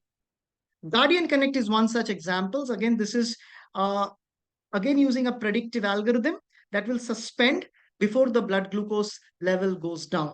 And there are various such use case applications which are now available. Now, islet beta bionic pancreas has been one more. Now, this is an FDA cleared beta bionic insulin only pancreas with an islet ACE pump, an islet dosing decision software, and it is connected to the Dexcom G6. Right, this is indicated for people with type 1 diabetes, and it is again takes away the traditional carb counting, because it kind of goes one step closer into that artificial pancreas and completing that closed loop system. So this is again FDA approved, and it is already available in the US. AI is going to be there in continuous glucose monitoring systems, and there's going to be a huge use case of applications. We have applied it in our practice using ChatGPT, and I will show that to you in a little while. This is what you're going to look at. The various machine learning algorithms will be clubbed together in not just giving you recommendations, but also predicting the variabilities that can be there even when you're not wearing the continuous glucose monitoring device. And we know that if you can address the glycemic variability in a diabetic patient, you can do a lot of good in improving their metabolic memory and reducing their burden of complications. Now, this is one of the use case which I have sort of done it in my practice. And these were the early days when we were exploring ChatGPT. And you can see on your left, this is continuous glucose monitoring graph.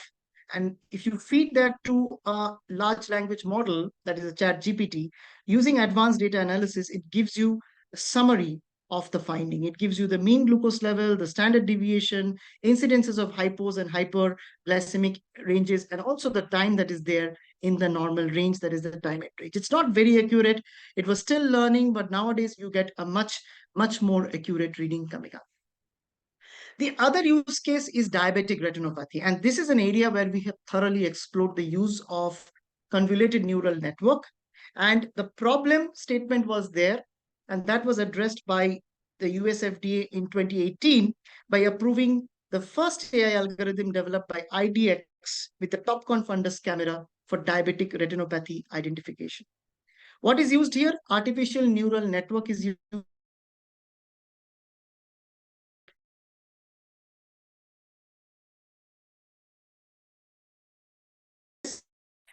And first is getting multiple images, get the data. I'll probably pause my video because probably my bandwidth is low. Once the data is gathered, it gets into a stage of labeling. Now, this labeling is a very important stage in machine learning phase because it labels 1:1. And the better the labeling, the better is the outcome you get in supervised learning. This is a form of supervised learning that we see. After the labeling is done, there is a multiple layers of iteration that it is run through, and it is then emulated in multiple layers. And better the number of iterations, the better is the variety and the specificity of the particular model. And then finally, what you get is the image, which is the output.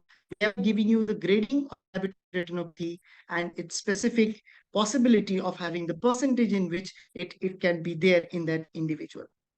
These are some of the use cases you can see these are from my practice. This is one of the use case of an artificial intelligence non-Medriatic autofocus camera being used. And you can see how it is grading the retinopathy in various 4 or 5 stages. This is one of our literature we published in ATDD a couple of years back. We looked at the prevalence of diabetic retinopathy in the community. Amit, sorry to interrupt. We cannot see the slide is changing.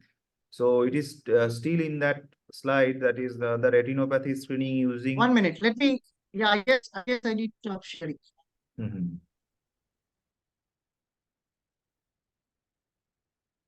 Just allow me to reshare. I think it froze in the middle. So something happened there. 1 minute.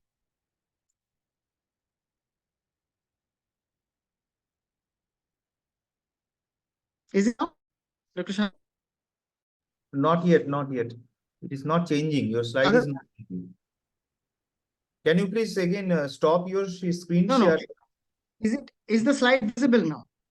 Slide is visible, but this is an old slide. That is something that is fixed. I just did that. So I'm going to do it again.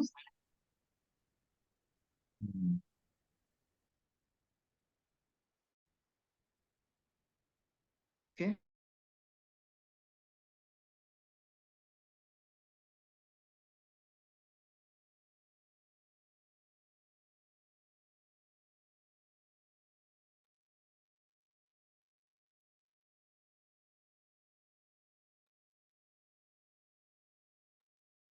This is a technical glitch. I think we need to wait a couple of minutes. Yeah.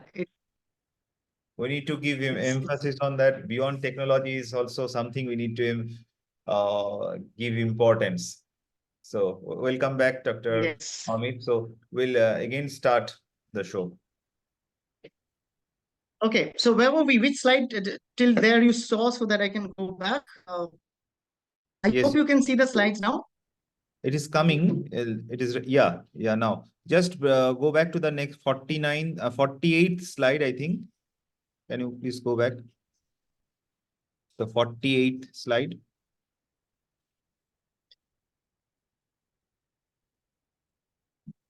Go back, please.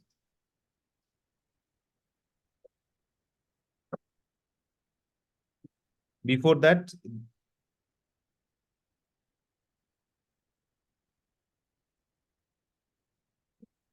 You wanted to go further back? Till where did we freeze?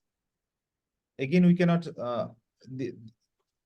Yeah, please go back to previous one. Further? Can you minimize it little? Minimize. That means, can I see the number, slide number, so that just off the full screen? Slide number. Yeah, sure.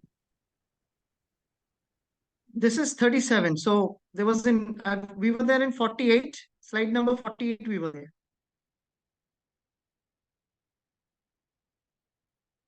Can you confirm if I should start from here?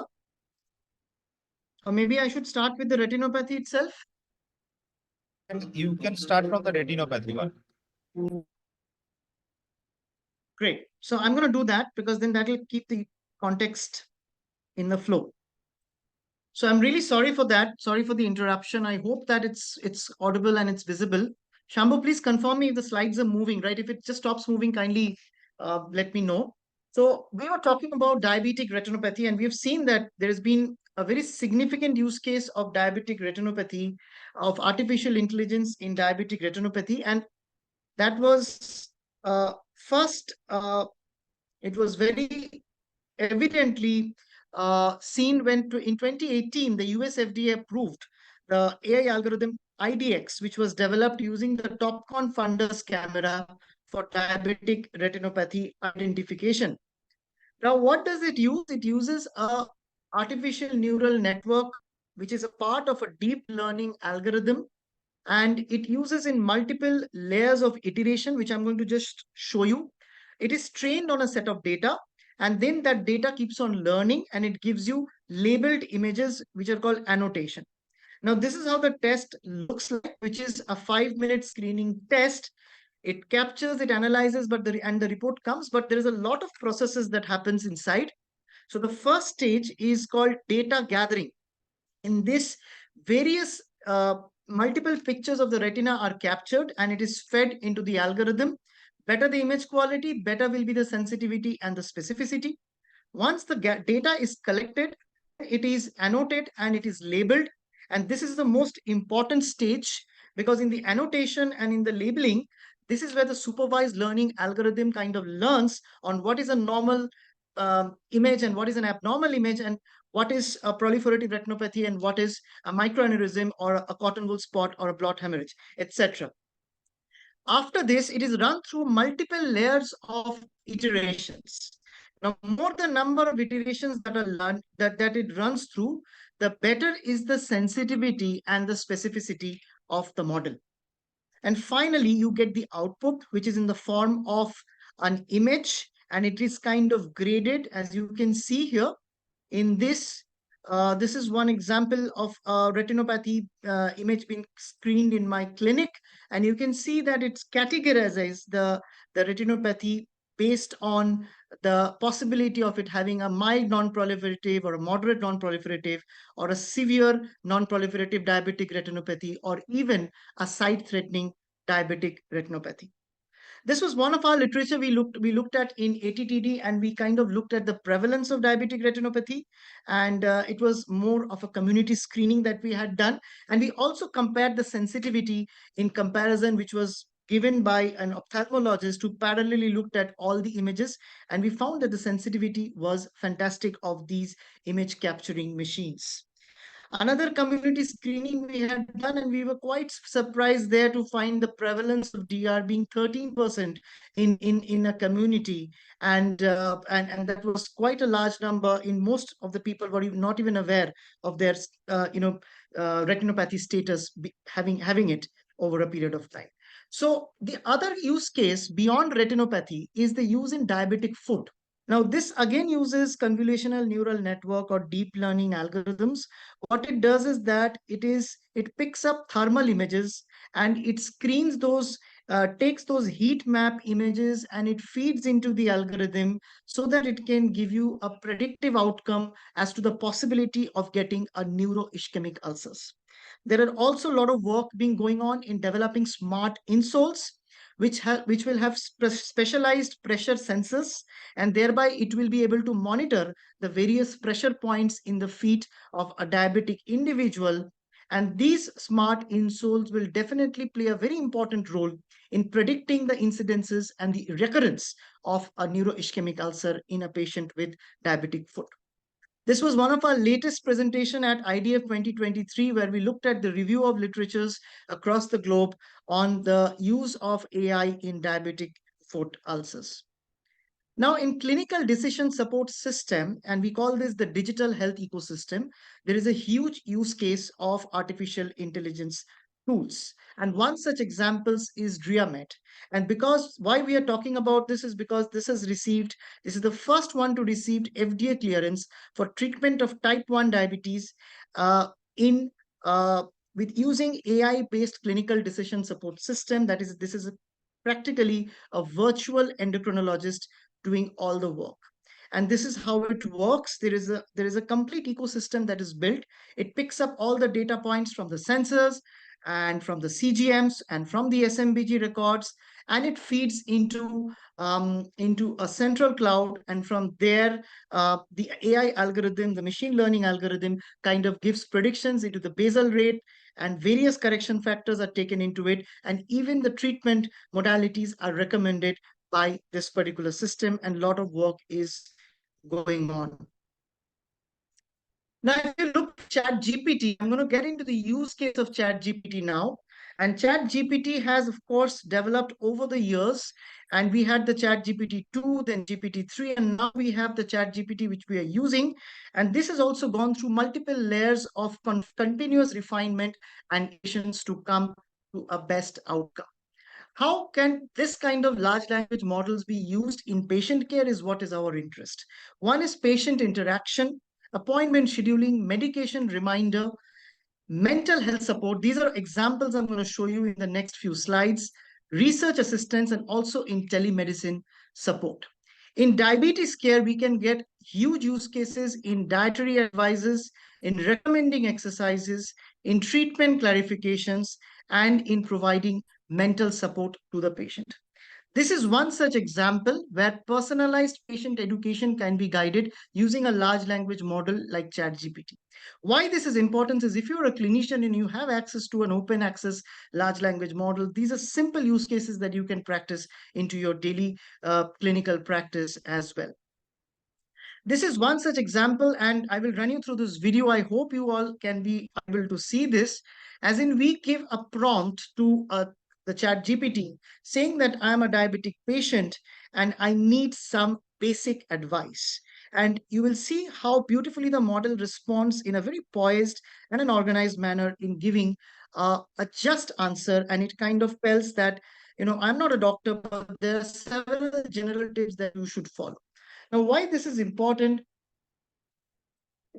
Most of the time, these are some of the basic things that we cannot tell our patients during our clinical busy schedule, because we tend to commit very little time to our patients.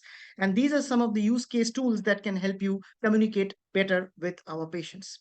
In data analysis, again, these large language models are going to play an important role in glucose monitoring, in trend analysis, and in giving reminders, or even in creating a protocol for hypoglycemia and hyperglycemic alerts to the individual. Medication reminder is one place that we will really explore the use of large language models in timely alerts, dose clarification, missed dose guidance, medication interaction warning, and also adherence tracking.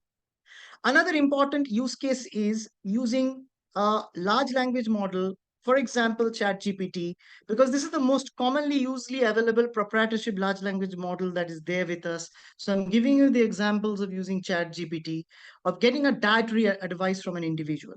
It gives a very balanced dietary tip as to what should be a basic outlay of your carbohydrates, of your portion size, of the fats and the protein intake that you should do, regarding the meal timing. It gives a generalized idea, and it keeps on giving also an instruction that this is not a replacement to a diet prescription, but you must get in touch with your dietitian. But it kind of gives a balanced output to the individual to start with or to follow.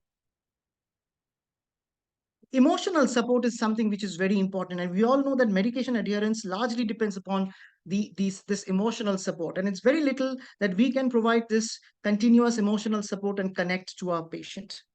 But this can be done using a large language model, using natural language processing. As you can see here, that whenever you are giving input to a model, that I'm a diabetic patient and I need a medication and emotional support, it's kind of giving you, it is empathizing, and it is kind of giving you a structured support, which actually will help the individual get more accustomed to the disease, to the treatment line, and thereby perhaps adhere to the medication and have significant behavioral modifications coming in terms of their living a life with diabetes.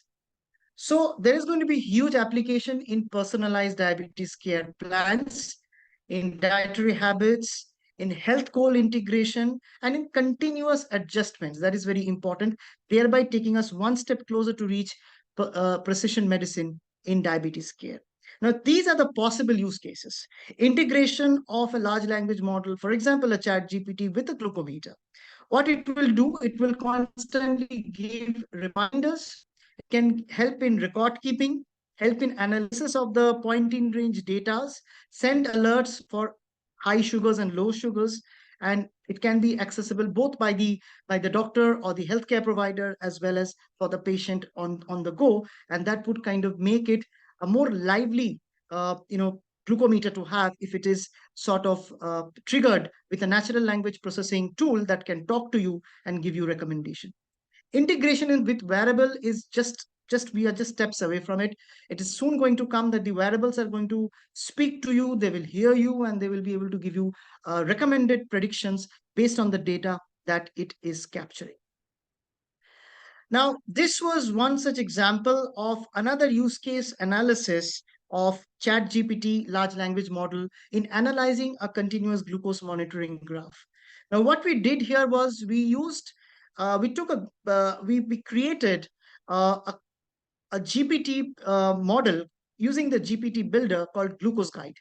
And this has been trained on 30 to 40 continuous glucose monitoring data, having normal with a lot of data having a lot of glycemic variability.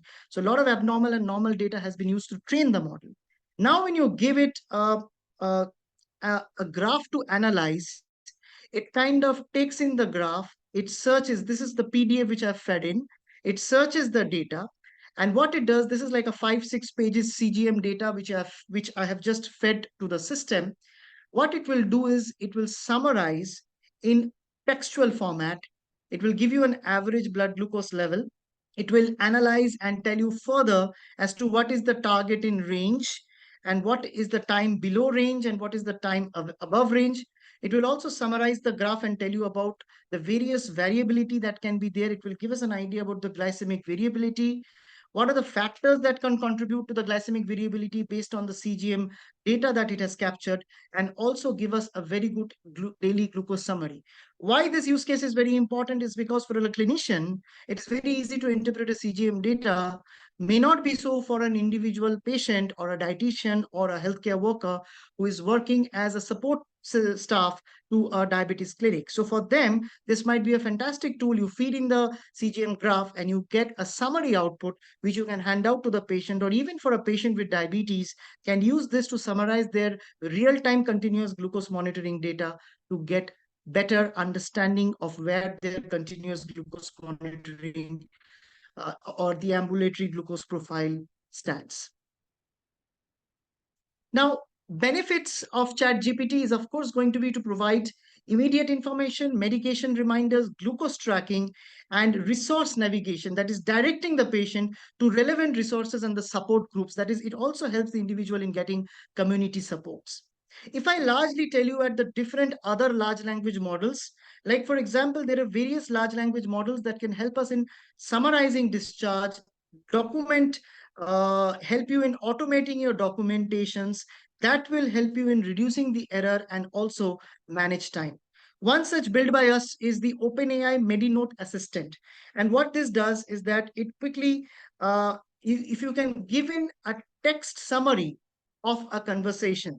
Now you see here what I have done is you have a conversation between a patient and a doctor, and this has been already transcribed using a speech to text transcription, and that has been fed into this GPT model.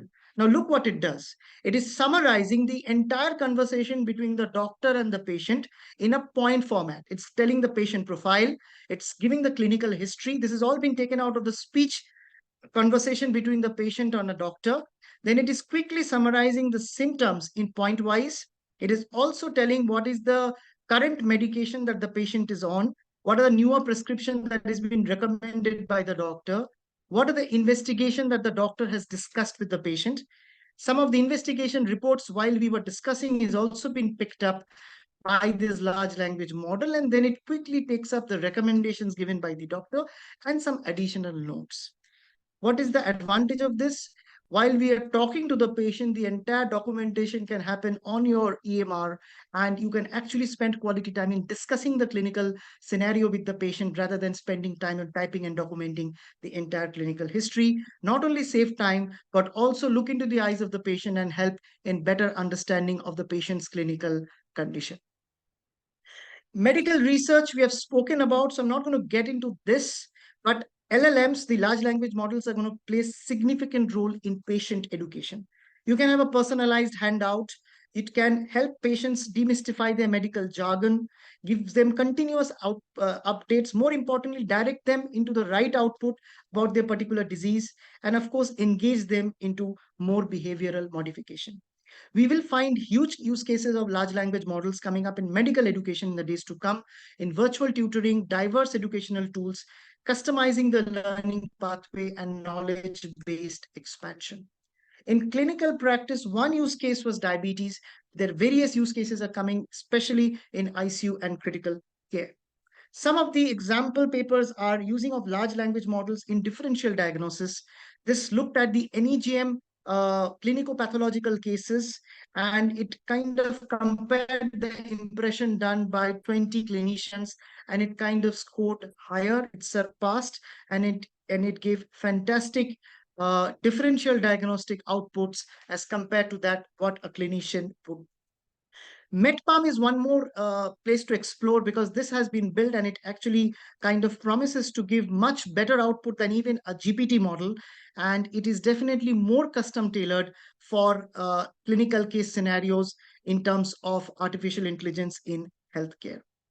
This was one study which looked at Llama. Llama is again another large language model, and this is called Chat Doctor. It has been again fine-tuned by using the Llama model to train on huge use cases of real-world patient-doctor conversations. And this paper actually claims that Chat Doctor actually outperformed ChatGPT on precision, recall, and the F1 score when evaluated on an independent data set of patient-doctor conversations. There are various such papers and literatures that you will find that will tell you that not only these proprietorship large language models, proprietorship large language model means the one which is owned by OpenAI or Google or Microsoft. There are also various open source large language models which you can find on Hugging Face or GitHub, which you can use to actually train on your data, on your regional set of data, to get a desired model to give you a specific outcome. And that would be very specific to your use case and your practice. If you're looking at multimodal LLM, then Gemini is something that we are all looking forward to. I think December 13th, it's when it will be available to all of us for use. And I really feel that this is a place where generative AI will come into digital clinical trials. This is the basic user interface where machine learning will actually coalesce with generative AI models in the digital clinical trials, and very important use cases of synthetic data will definitely be used using generative AI. Besides, it will definitely help us in automating a lot of administrative tasks in the hospital. Application in drug discovery and pharmaceuticals will also be enhanced using this true actual multimodal large language model. And most importantly, it will help in understanding better patient care and safety, because there is a lot of safety issue and ethical issue that we are looking at. So before I end, let's quickly look at the limitations of these AI tools. And when I talk about AI tool, we have moved from the era of the basic rule-based model, and then from there into machine learning. Now we are into the era of the medium and large language models. Biggest concern with this is data privacy. Training data set is very important. If the data on a underfit or a overfit data set, then the output is not going to be matching your clinical scenario. So the training data set is very important. It has a contextual understanding, so that is very important that we use it. The nuances are actually kind of interpreted correctly. And the real world application readiness has to be made. But most importantly, before that, we as clinicians, as researchers, as doctors, we need to understand these intricacies about the large language models before we start adopting them and utilizing them into our clinical practices. So the challenges are going to be with factual correctness priority, identification, identifying these error methods. These data verification mechanisms will have to be very, very robust, and it has to be continuously monitored and updated to get the best possible output, because eventually when these tools are used in clinical decision support system, it has to be corrected and very robust to be put to use. The misuse can be in the form of fabricated data can come out. Unvalidated advice will be a big limitation. Misinformation can be spread. Contextual misinterpretation can be there, especially in context of automation bias. There's going to be a lot of automation bias coming, because the more you automate, a lot of bias is going to be generated. So critical review will definitely be necessary of these large language models. The ethical considerations will have to be taken into account, especially bias mitigation. That is very important. Diverse data will have to be included, because if you train it on a small subset of data, on a regional data, if it's trained on a database out of US, it will not be applicable on the Indian subpopulation. So it has to be trained on a diverse data for larger use case application. And more importantly, the entire operations of these large language models, as to how it is built, how the transformer or the foundation model is trained, has to be very transparent. That is very important, because if these models are not transparent, as clinicians, we will not find confidence in using these large language models into our real life clinical practice. So if you look at the future, there is significant use case in integration with healthcare IT. Ongoing development are continuously going to be there. There is going to be a lot of AI driven tools, and we find a huge application in the field of metabolic care, especially in diabetes. Personalized patient care is going to be the need of the hour and the application of the hour. So it will be like the patient will see the doctor and not the doctor seeing the patient. It's going to go around, and we are going to be more patient centric, more individualized in our approach towards precision care. But what is important, it will require a collaborative AI human model. So the last part of my talk goes into understanding that how can human and AI collaborate. In any AI model, whether it's a machine learning model or a large language model for drug discovery, or for using it in a medical setting like management of diabetes or any other chronic non-communicable diseases, human oversight is very, very important.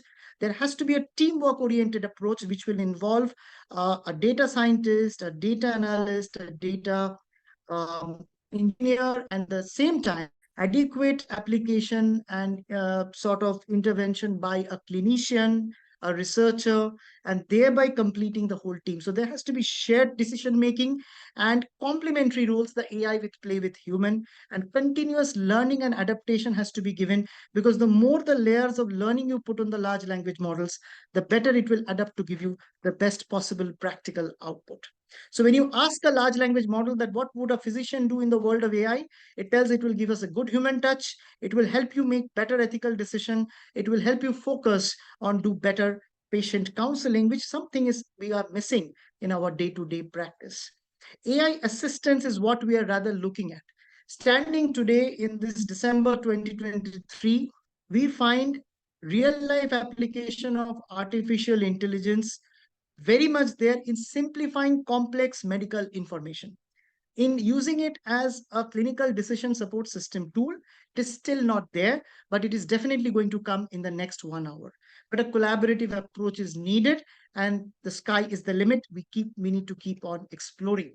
And these are my last two slides. Whenever I keep on advocating about the use of AI, I keep on telling these two things to my peer groups, that AI will help us actually transition from evidence-based medicine, data-driven precision medicine.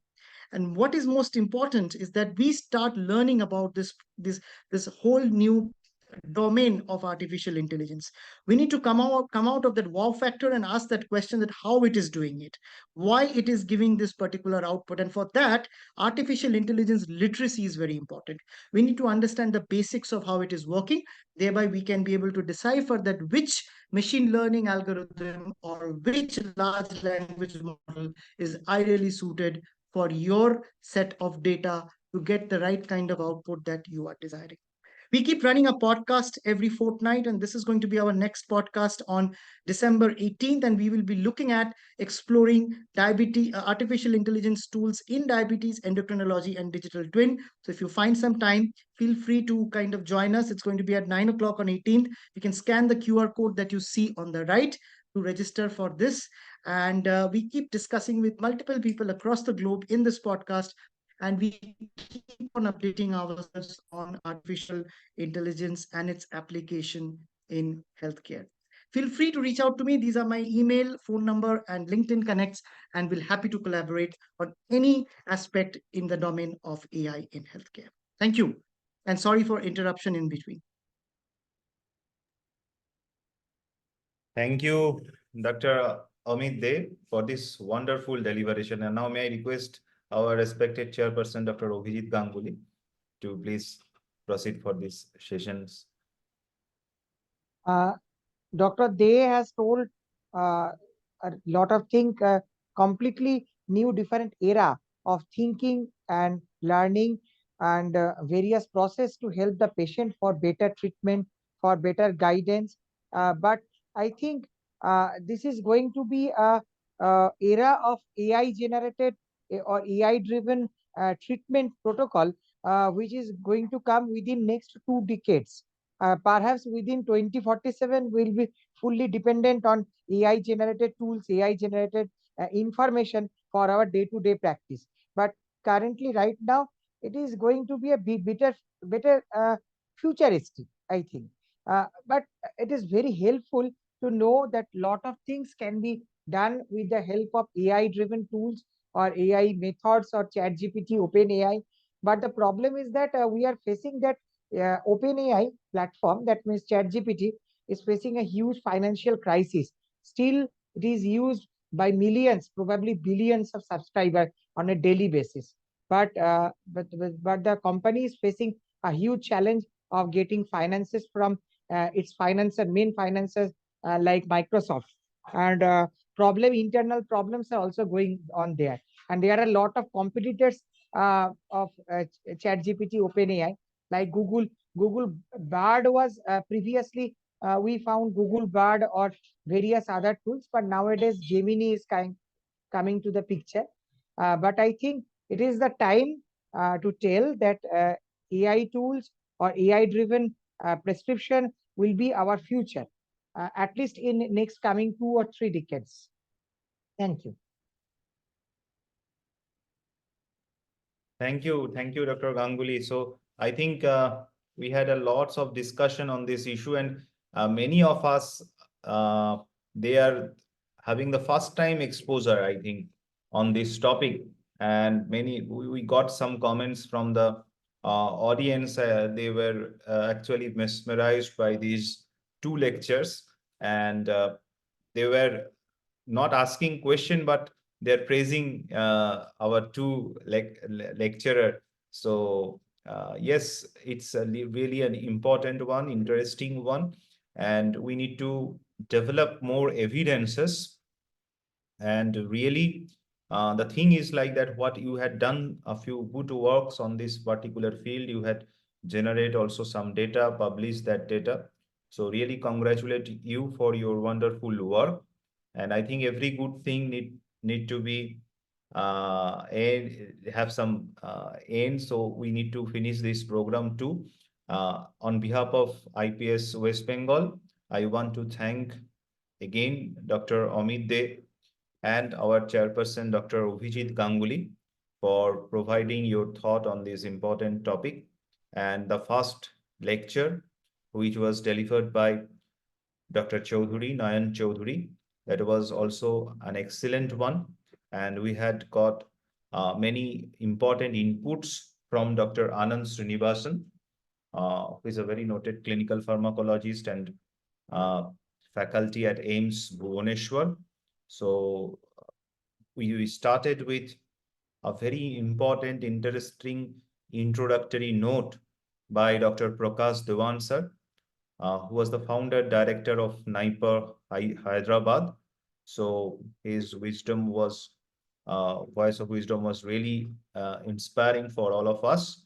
So the session on AI in drug development and AI in diabetes management, which highlighted uh, two significant ways, I think, in which artificial intelligence is revolutionizing the healthcare.